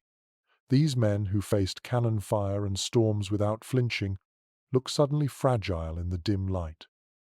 A scholar once wrote that every pirate carried two ghosts, the one he created by leaving home, and the one waiting for him to return. Tonight, both ghosts seem to sit among the crew, warmed by the same fire. The man with the letter rises, stretching stiffly. He walks toward his bunk in the corner and kneels, reaching beneath the blanket. When he lifts it again, you see the glint of something sewn into the fabric. The shape is small, irregular, but unmistakable, a pocket stitched by hand, its contents hidden deep inside. He tucks the letter there and smooths the cloth, whispering something you cannot hear. The gesture is quiet, private, sacred. Modern historians examining shipwreck textiles have found seams reinforced in unusual ways, often thicker or double-stitched in places that served no practical purpose. Some contained folded paper, bits of ribbon, or dried flowers. These tiny secret pockets, they believe, held personal relics like this one. It was how sailors brought love to sea without risking loss. You look at the man again. He sits back against the wall, eyes half closed, as though listening to the memory of the voice that wrote the letter. The candle between him and his companion gutters once, then steadies. Its flame paints a faint shimmer across the wooden walls. Outside, the snow begins again, thin flakes drifting past the window like ash. The sound of the wind returns, brushing softly against the panes. Inside, no one speaks. The silence feels full, not empty, a silence of things too dear to name aloud. You close your eyes and breathe slowly, letting the warmth of the room seep into your bones. You think about the letters hidden in bedding, the knots tied in cloth, the hands that wrote words now carried across the world. They are the quietest kind of treasure, immune to theft, untouched by frost. And as the fire crackles lower, you understand that love, carried in pockets and stitched into blankets, was the only warmth these men could keep forever. It glows here still, faint and steady, long after their voices have faded. The morning comes quietly. The storm has passed, and the harbour still sleeps under a veil of mist. You open your eyes to the sound of boots on wet planks and the creak of barrels being rolled across the dock. The pirates are awake again, their brief peace already fading as preparation begins for departure. Inside the tavern, the embers have burned down to grey ash. The air smells of pine smoke and damp wool. You stretch and watch as a few men pack their gear. They move slowly, not from laziness but from the reluctance of leaving warmth behind. Each motion feels deliberate, almost ceremonial, as though they know the comfort of land will not come again soon. In historical accounts, winter departures were the hardest moments of a sailor's life. Ships had to be pushed from frozen docks with poles and ropes, their hulls scraping against the ice like wounded beasts. Pirates, though lawless, followed the same rituals as any mariner, oiling ropes, patching sails, whispering charms to the sea. A few spat into the water before boarding, an old superstition meant to ensure safe passage. You can almost see them now, muttering to the ocean as if asking permission to return. One sailor, his beard crusted with frost, pauses at the dock's edge and looks back toward the tavern. He holds a small object, a coin, tarnished and worn smooth. He kisses it once and tosses it into the water. A simple act, yet it carries centuries of meaning. Maritime folklore says that a coin offered to the sea repays the debt of survival. The ocean takes what it is owed, and in return, Perhaps she spares the ship a while longer. The rest of the crew gathers near the gangway, stamping their feet against the cold. The quartermaster calls out names, ticking them off with practiced precision. No one jokes now. The laughter of the night before has dissolved into silence. Departure is always solemn. Each man knows the risks waiting beyond the harbour's mouth. A journal from a captured sailor describes the feeling perfectly. To leave land in winter is to shake hands with death, and trust he will be polite enough to wait. The words feel heavy in the air. You watch as the crew boards one by one, their faces pale under the grey light. Each step on the gangplank is both a farewell and an oath. You follow them in your imagination back onto the ship.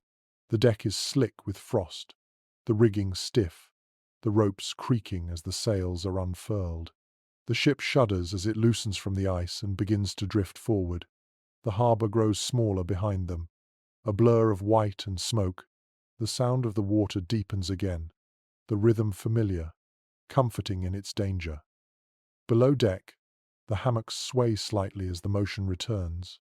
The men settle back into their rhythm, the temporary comfort of solid ground already fading from memory.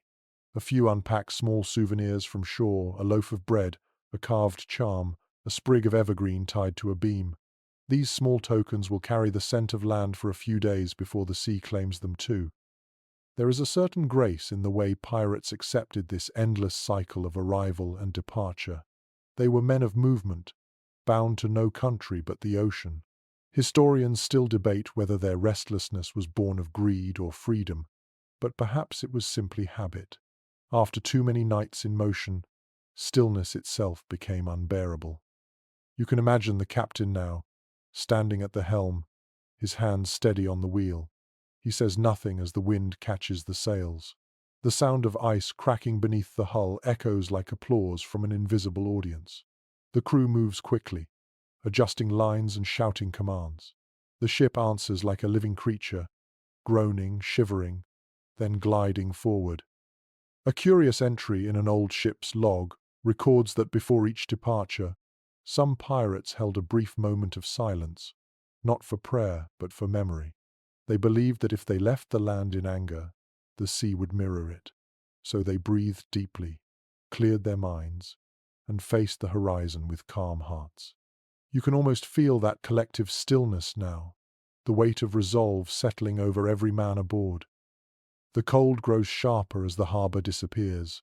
The world becomes blue and white again, sky blending into sea. The air tastes of salt, and the first spray of water hits your face like a slap from an old friend. The ship leans forward, cutting through thin ice that breaks apart with a crunch. The rhythm of the voyage returns, ancient and familiar. Below, the hammocks swing once more. The cats curl into corners. The music box waits in its drawer. The hidden letters lie still inside their stitched seams. Every story, every warmth from the harbour, returns to sleep within the ship. The pirates breathe together again, part of the same heartbeat that beats only for motion. You lie back in your hammock and listen to the ocean resuming its lullaby. The frost creeps back along the beams, glittering faintly in the grey light. The fire's scent fades, replaced by salt and cold. The ship, alive again, sighs through its timbers. The harbour behind is already fading from memory, but its warmth lingers faintly in your chest, like the echo of a dream too kind to forget. You close your eyes, feeling the deck move beneath you. The sea has taken you back, patient and unyielding. Sleep comes easily again, not because the world is safe, but because it is familiar. And so, the voyage begins anew, the pirates cradled once more in the cold arms of the endless sea. The rhythm of the ship has returned to its steady pulse. You wake to the familiar sounds that had vanished in the quiet harbour. The groan of wood, the flap of stiff canvas, the slow sigh of waves brushing the hull. The sea stretches to every horizon, a field of frozen grey that glimmers faintly beneath the morning light. The cold is sharper now, slicing through even the thickest coats, but the men seem steadier for it. Their land-born softness has vanished. They belong to the water again. You pull the blanket closer around you and listen to the low murmur of voices. Someone hums a tune, a rough chant that sounds half like prayer and half like rhythm for work. The crew has returned to their routine. Movement is what keeps them warm. Pirate life was not chaos all the time. In fact, when the sea was calm, it became almost monotonous. Historical journals often note that the quiet days between storms were the hardest. There was too much stillness, too much space for the mind to wander. Men filled those gaps with work, superstition, or stories. Some polished their weapons until they gleamed. Others carved bits of driftwood into charms. Even sleep felt like a form of labor, a way to pass time without going mad. You rise slowly and make your way to the deck. The cold air stings your lungs, and frost cracks under your boots. The sky above is nearly white, pale and endless. The wind carries a dry chill that freezes your eyelashes. Around you, the pirates move with purpose. They coil ropes, check sails, scrape ice from the rigging. Each task is small, repetitive, and vital. A letter written by a captured merchant describes how pirate crews used daily tasks to preserve order. Work, he wrote, was their only law. Without hierarchy or routine, the ship would dissolve into chaos within days. The quartermaster ensured that no man's hands stayed idle too long, for idleness was the sea's greatest enemy. You watch as two men scrub the deck with brushes made from bundled rope. The bristles scrape against the wood in slow circles. Steam rises where they pour buckets of seawater, though the liquid freezes almost instantly around the edges. Their laughter sounds brittle, breaking easily in the wind. One of them looks up and grins, his teeth white against his frost-burned face. "Keeps the blood alive," he says to no one in particular, and resumes his work. There is something oddly meditative about the sight. The deck gleams faintly where the ice melts. The sound of brushes and ropes forms a rhythm that matches the waves below. This harmony between labor and nature feels ancient, instinctive. You realize that in its repetition lies peace. In many naval records, sailors compared their routines to breathing. "Each day," one wrote, "we work so the ship may live." The tasks were endless mending, scrubbing, watching, hauling, but they were what kept despair away. Even pirates, untamed as they were, obeyed this silent rule. Movement meant life. One curious note from a 17th century logbook describes a ritual some crews performed on long, cold mornings. Before breakfast, they would beat their chests and stomp their boots in unison, calling it waking the ship. Some historians think it was practical, a way to stay warm. Others believe it was symbolic, a reminder that they and the vessel were one body. You can picture it now, dozens of men stamping in rhythm on the icy deck, their breath rising like smoke, their voices rough but alive. You stand quietly near the mast, letting the sound of their work surround you. Every scrape, every grunt, every hiss of wind feels like part of a single vast song. The sea listens, and the ship answers. The pirates move together, united by necessity, their bodies performing an old choreography passed from one generation of sailors to the next. The cold deepens as the sun climbs higher. Frost forms patterns on the ropes like white veins. The ship's cat slinks across the deck, tail high, pausing to sniff at a coil of line. A sailor reaches down to scratch its head, then goes back to work. Even small gestures like that seem precious here, moments of gentleness woven into the rhythm of endurance. A passage from a maritime chronicler notes that sailors often described their daily routines in the language of prayer. They spoke of offering hours to the sea, as monks offered hours to God. The line between survival and devotion blurred. The act of cleaning a deck became an act of faith. You lean against the rail, your fingers aching from the cold, and let your mind drift. The ocean stretches endlessly, yet the ship feels alive beneath you. Every sound, the brush against wood, the sigh of ropes, the steady murmur of the crew becomes part of a great heartbeat. There is no grandeur here, no treasure or conquest, only the quiet dignity of repetition. The pirates may never know peace in the world's eyes, but here, in this moment, their work is prayer, their breath is rhythm, and their rest will come honestly when the night arrives. You close your eyes for a moment, listening to the sound of brushes scraping the deck, and feel a strange calm. The wind touches your face like a hand both cold and kind.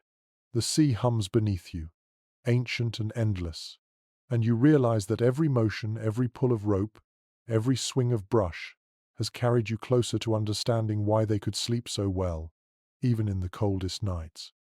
You take one last deep breath of the frozen air and return below deck. The warmth there feels different now.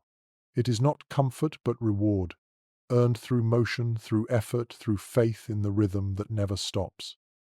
You lie down in your hammock once more, the sound of the work still echoing faintly through the wood. The cold waits outside, but inside there is movement, purpose, and life. Sleep comes easily. The sea keeps breathing. The night has settled again, heavy and hushed. You wake to the faint clinking of glass and the slow rustle of cloth. The air smells faintly of smoke, candle wax, and the lingering sweetness of rum. A single lantern burns low near the center beam, its flame a small golden pulse in the dark. Around it sit a few pirates, faces dimly lit, their shadows stretched high against the wooden walls. They speak in quiet tones, voices softened by fatigue. Tonight, it is story time. No one announces it, and no one needs to. The stories come naturally, like breathing. Every ship had its storytellers, men whose voices could hold attention even in the coldest hours. They were not always the loudest or the bravest, but they had memory, and that was a kind of power. You shift in your hammock and listen as one begins. He speaks of a ship swallowed by ice near Greenland, its crew frozen mid-motion, their faces still smiling when discovered years later. Another adds that the sea keeps such men as statues beneath her floor, preserving them like saints of salt. The listeners hum in quiet approval. You can tell they have heard this one before, yet they let it unfold again, like a lullaby too familiar to forget. Maritime historians have long noted that storytelling was as vital to sailors as food or warmth. On long voyages, it was how knowledge passed, how fears were shared, and how sanity held together. Some tales were warnings disguised as myths, others were lies so beautiful they might as well have been prayers. The sea gave them endless material, and memory gave it shape. The next storyteller clears his throat and leans forward. His voice is rough, deep, touched by the rhythm of the waves. He begins a story about a ghost ship, a vessel seen only on the coldest nights, its sails glowing white as frost. Those who glimpsed it were said to be marked for death within the month. A few of the men chuckle nervously. Someone spits into the corner for luck. Even the superstitious need to pretend they are not afraid. There are records from the 17th century of sailors swearing they saw such lights, distant and silent, drifting across fog. Scientists later called them tricks of reflection, illusions of the moon on mist. But the pirates would never have accepted that. For them, the world was alive with intention. Every sound, every shimmer, every change in wind carried meaning. The ocean was a storyteller too, and its tales were not always kind. You feel the rhythm of their speech rise and fall with the rocking of the ship. The candle flickers, the shadows sway. The stories twist through the air like smoke mingling with the cold. A man in the back murmurs an old song, one without words, just a low hum that fills the spaces between tales. The sound turns the cabin into something almost holy. A curious entry from an old privateer's journal describes nights exactly like this. "We spoke of ghosts until our bones grew warm," he wrote. The telling itself was fire. Modern psychologists might call it collective therapy, but back then, it was simply survival. The act of speaking shaped courage, even when the words were nonsense. You can hear the next voice begin, softer, slower. He tells of a boy who once fell overboard in icy water. When they pulled him out, his lips were blue, his eyes closed. They thought him dead, but then he gasped and said he had heard singing below the waves, like a choir calling him home. The men in the cabin shift uneasily. One of them mutters that the boy was lucky to return. Another shakes his head. Or unlucky, he says quietly. There is always that uncertainty in their stories.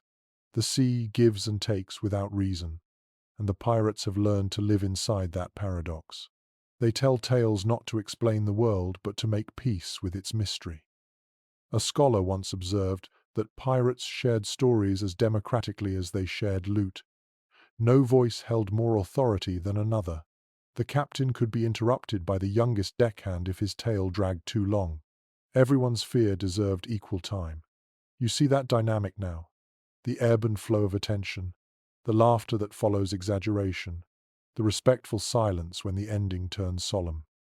The last story comes from the oldest sailor, a man whose face looks carved from driftwood.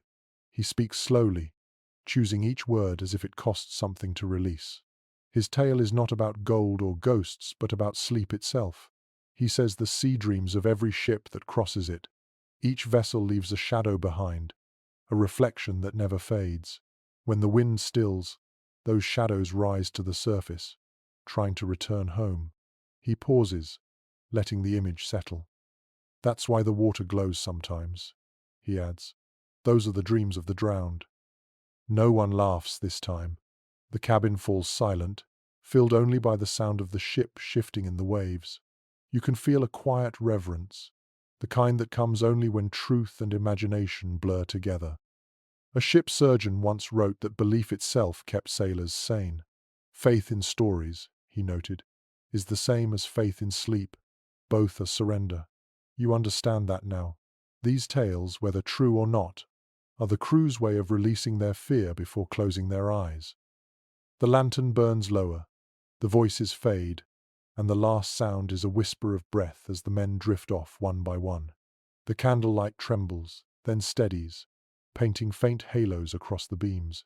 The ship sighs, almost as if satisfied with the stories it has heard. You close your eyes too, feeling the hum of their words settle deep inside you. The sea outside is dark, but within the ship, the light of their voices still lingers, gentle and alive. And as you fall asleep, you realize that in this world of frost and danger, stories are warmth, memory, and prayer all at once. The sea is restless again. You wake to the sound of wind rising in short, sharp bursts, the kind that makes the ropes tremble and the masts creak like tired bones. The air is colder, and the faint smell of snow drifts through the cracks of the hull. Around you, the men stir in their hammocks, grumbling softly as they feel the shift in the ship's motion.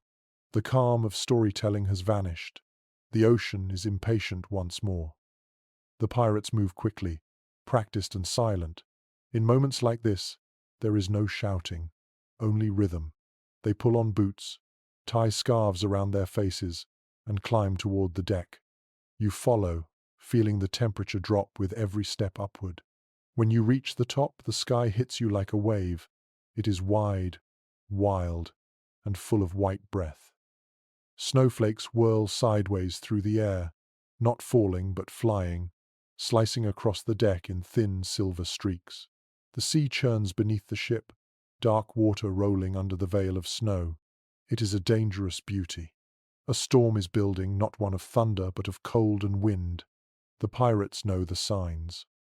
Historical accounts describe these winter tempests as some of the most feared on any sea. The air froze in seconds, ropes turned to stone, and sails stiffened until they cracked like parchment. There was no thunder, only the deep, constant howl of wind through the rigging, a sound sailors called the voice of winter. You watch as the captain stands near the helm, his coat pulled tight, his face unreadable. He doesn't speak, but the crew moves around him like an extension of his thoughts. The sails are lowered, lines secured, barrels lashed down. Every motion is part of a ritual older than memory. One man shouts that the temperature is dropping faster than it should. Another nods grimly and checks the ropes again. The deck has begun to frost over, thin layers of ice forming wherever a boot or hand does not touch. A cat darts across the planks, tail puffed, and vanishes below. A naval surgeon who once survived such a storm wrote that the cold itself takes command. You can feel it now. The wind strips the warmth from your hands and cheeks within seconds. The salt spray freezes on your coat. Every sound seems amplified. The slam of waves, the groan of wood, the whine of ropes pulled too tight. The crew moves like a machine, yet within the rhythm you sense fear. It is not panic but reverence.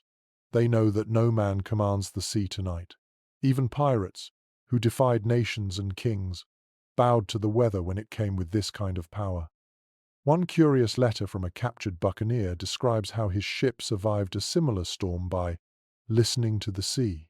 He claimed that the ocean would whisper when to act, when to pull the lines, when to steer away, when to trust stillness. Historians debate whether this was instinct or imagination, but the phrasing feels true. You can almost hear that whisper now, in the rush of wind against your ears. The storm tightens, snow turns heavier, and the sky folds into darkness. The world becomes a blur of white and grey. The pirates wrap scarves over their faces, leaving only their eyes visible. Their movements slow, not from fear but from resistance. The wind pushes back. One man stumbles near the bow, slipping on ice. Another catches him before he falls overboard. The small act goes unspoken, but it matters more than gold. Survival here depends on the touch of another's hand at the right moment. There are no songs tonight, no laughter, only the sound of the ship fighting to stay alive. Every beam groans like an old tree under snow. You look upward and see frost forming on the ropes in glittering webs, each thread trembling in the gale. The moon flickers faintly behind the clouds, a ghostly eye watching the struggle. A scholar of maritime history once noted that winter storms broke ships more often through silence than violence. It was not the waves that killed, but the cold, the creeping stillness of ice turning strength brittle.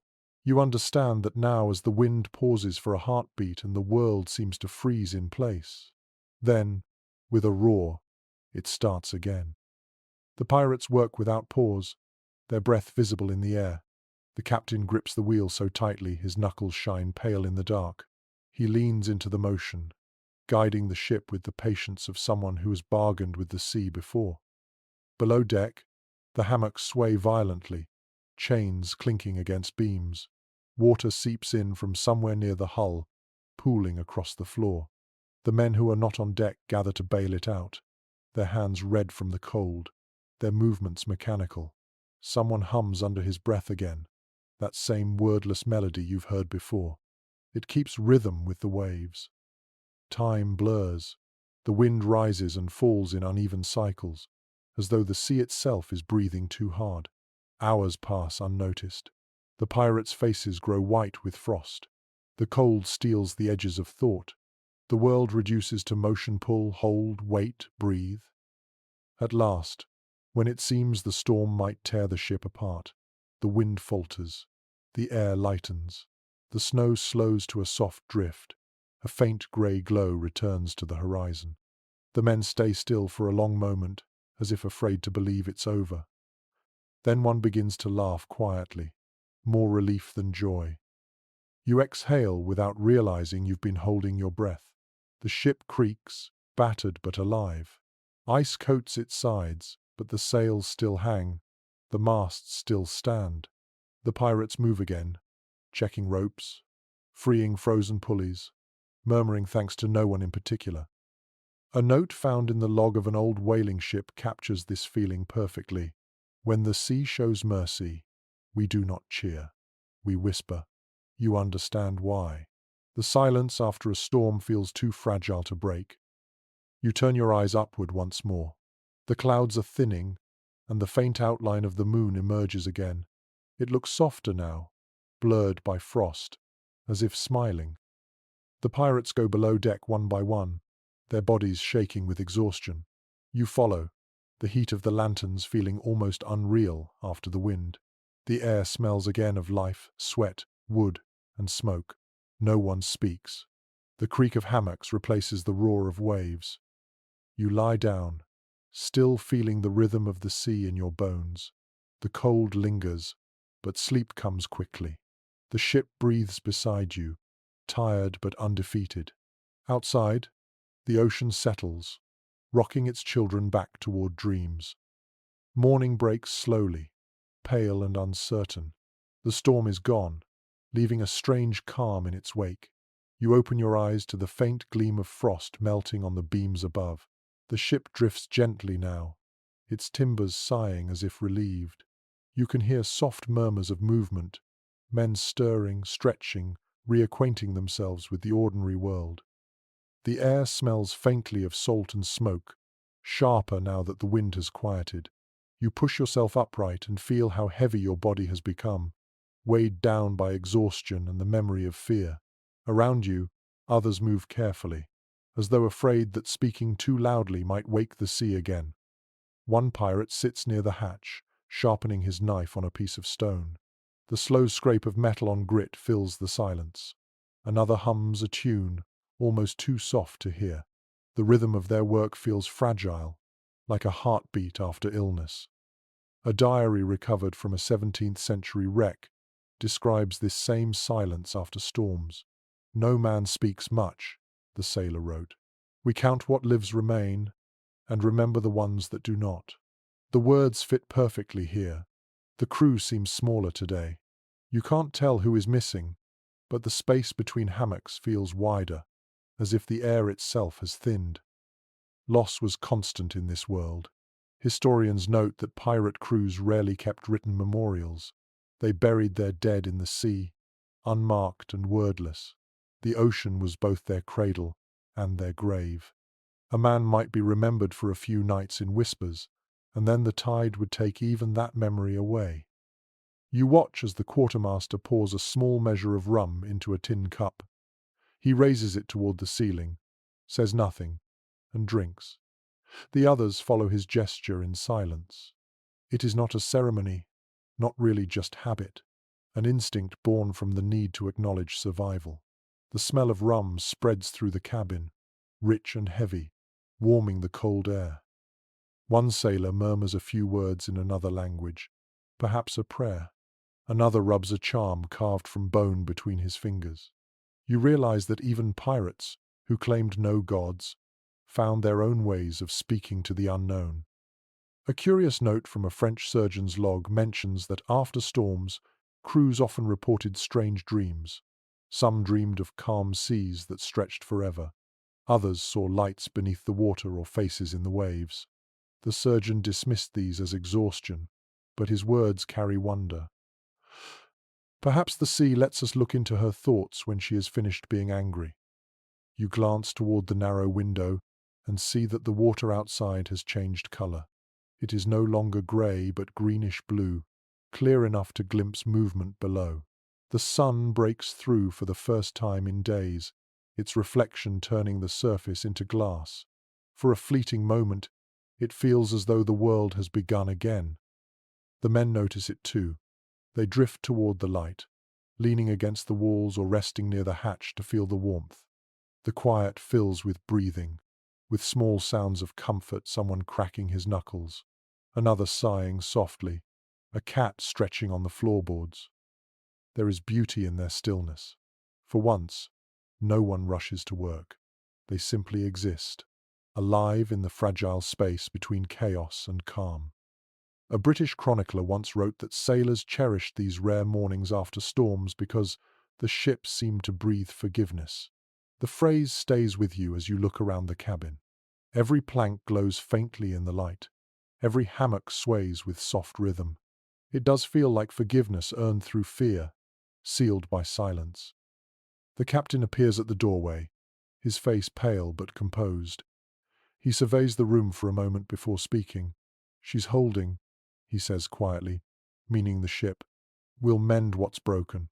The men nod, simple and sure. Repair will begin soon, and life will move forward, as it always does. You watch as they rise, one by one, shaking off the heaviness of sleep. Tools are gathered, ropes checked, wounds wrapped tighter. A few laugh quietly, the sound tentative but growing. It spreads like the return of sunlight, hesitant and warm. One sailor pulls out a battered fiddle and runs his fingers along the strings. The notes that emerge are thin but bright, like morning birdsong. Others hum along, their voices blending with the creak of the ship. The air feels lighter with each sound. A fragment from a ship's log captures this exact mood. When the storm ends, we sing not for joy, but to remind the sea that we remember her mercy. You feel that now, deep in your chest. The song is soft but alive, carrying gratitude into the still air. The warmth builds slowly as the day brightens. You step closer to the window and watch the horizon. The world looks endless again, the same vast expanse that both cursed and carried them. The sea has forgiven, at least for now. You lie back once more, the hammock rocking gently. The smell of salt feels cleaner, the air less cruel. Around you the pirates move with quiet purpose, their fear washed away but not forgotten. Sleep returns easily this time, soft and clear. The sound of the waves is no longer threatening. It is steady, rhythmic, alive. You close your eyes and breathe in the peace that follows survival. For a moment, you understand what it meant for them to find rest here. Not the absence of danger, but the presence of grace. The next night arrives with a calm so deep it feels unreal. The wind has vanished, the sea lies still, and the air carries a soft glow from the moon that floats low over the horizon. You open your eyes slowly, and for the first time, there is no sound of strain in the wood, no whip of rope, no rattle of loose chains. Only quiet, the kind of quiet that hums. You sit up in your hammock and look around. The cabin glows faintly from a single lantern left burning near the center beam. The men are asleep, their faces peaceful in the dim light. Frost has formed a delicate web across the window, and the air is cold enough that you can see your breath. Yet somehow it feels gentle now, not cruel. The storm and the fear have passed. What remains is stillness. On ships like these, such nights were sacred. A note from an 18th century sailor's diary says that after the coldest storms, when the air went silent, the crew called it the sea's sleeping hour. They would whisper, move softly, and avoid even striking flint for light. The ocean dreams now, one line reads, and to disturb her is to wake her hunger. You listen to the rhythm of the men's breathing. It is slow, steady, and perfectly in sync with the soft rocking of the ship. The sound blends with the faint murmur of the water outside. It feels like the entire vessel has fallen into the same heartbeat. Somewhere in the shadows, the cat purrs, curling near a lantern's warmth. The quartermaster lies motionless, his hands folded over his chest as if in prayer. The captain, sleeping near the door, still wears his boots. Even in peace, the habit of readiness never leaves. Yet tonight, their sleep feels different, deeper, more certain. Pirates often spoke of rare nights when the sea went silent, and they could hear the faint crack of ice on distant waves. Those moments, historians believe, were the closest thing they had to serenity. The danger never vanished, but their minds quieted, soothed by exhaustion and the rhythm of survival. You shift in your hammock, the fabric creaking softly beneath you. The air is cold enough to sting your fingers, but your body feels warm from within. Your muscles ache, yet the ache is almost pleasant. It is the ache of endurance. A scholar once wrote that sailors learned to fall asleep anywhere because their minds had to be stronger than the weather. The same thought applies here. These pirates, surrounded by frost and fear, had trained their bodies to rest even in uncertainty. It is a kind of wisdom few on land ever learn, to close one's eyes not because the world is safe, but because it must be faced again tomorrow. You glance toward the ceiling. The frost there glitters like stars. The moonlight slips through a narrow gap in the beams, painting thin silver lines across the walls. The ship sways almost imperceptibly, enough to remind you that it is alive. The motion becomes a lullaby, an old familiar rhythm that tugs at your consciousness. Above deck, everything is still. The sails hang loose, frozen at their edges, and the ropes sway gently in the breeze. The sound of ice shifting on the water is faint, like glass sliding against glass. Even the sea seems to be breathing slowly now. In another time, A poet who traveled with sailors described the ocean as a mother who punishes and forgives in equal measure. You understand it now. The punishment has passed, and forgiveness has arrived in the form of this still night. The pirates dream quietly. Some smile in their sleep, others mutter faintly, lost in memories of sunlit shores or long-forgotten voices. Perhaps they dream of warm sand, of a tavern's laughter, of music and firelight. Or perhaps they dream of nothing at all, just the endless dark that rocks them without judgment. A sailor's log from the early 1700s mentions that in the coldest months, men often dreamed of warmth so vividly that they woke sweating. The body, he wrote, remembers the sun even when it has forgotten its name. You think of that now, the strange resilience of the human heart. Even surrounded by ice, it finds a way to burn. The ship creaks again, softer this time, like a whisper of satisfaction. The sound blends with the sigh of the sea and the murmur of sleeping men. You close your eyes, letting the rhythm take you. The cold presses against your skin but no longer feels hostile. It is just another presence here, as much a part of life as the ropes, the sails, the salt. You breathe deeply and imagine the sea from above, a dark mirror stretching to infinity, dotted with frozen foam and the faint glimmer of stars. Somewhere in that expanse drifts this small wooden ship, carrying its fragile cargo of dreams. For a long moment, you think about how they managed it, these men who found sleep in a world that refused comfort. It wasn't strength alone that kept them alive. It was faith. Faith in rhythm, in one another, in the ship that cradled them through the coldest nights.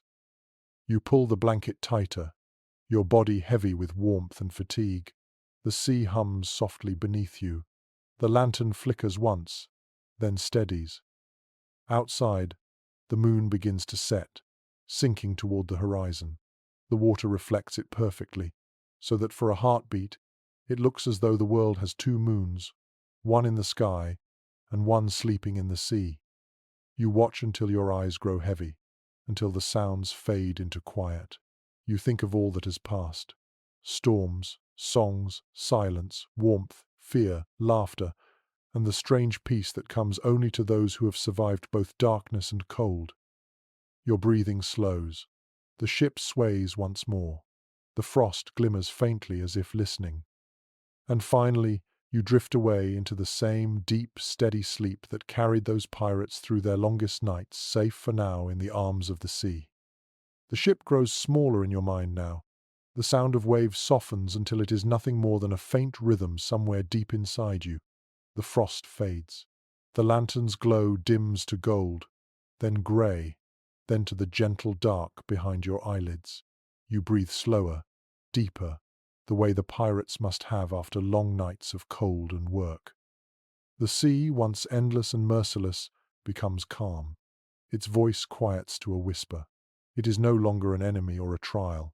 It is a blanket that stretches in every direction, soft and wide, holding the ship and you inside its steady cradle. You can still feel the rhythm of motion beneath your body, that rocking that comes from centuries of sleep on water. Let it carry you. Let it slow your heartbeat until it matches the sound of the tide. Somewhere far away, the men who once lived this story rest in silence. Their hammocks have stopped swaying. Their tools have rusted. Their ship has long since returned to the depths it loved so much. But their dreams remain. Every night like this, in every quiet room, the sea remembers them. Breathe in the salt. Feel the warmth that hides beneath the cold. Let your thoughts drift like smoke across the horizon. You are no longer watching them, you are with them, carried on the same current, rocked by the same rhythm. The sea sleeps now, and so do you.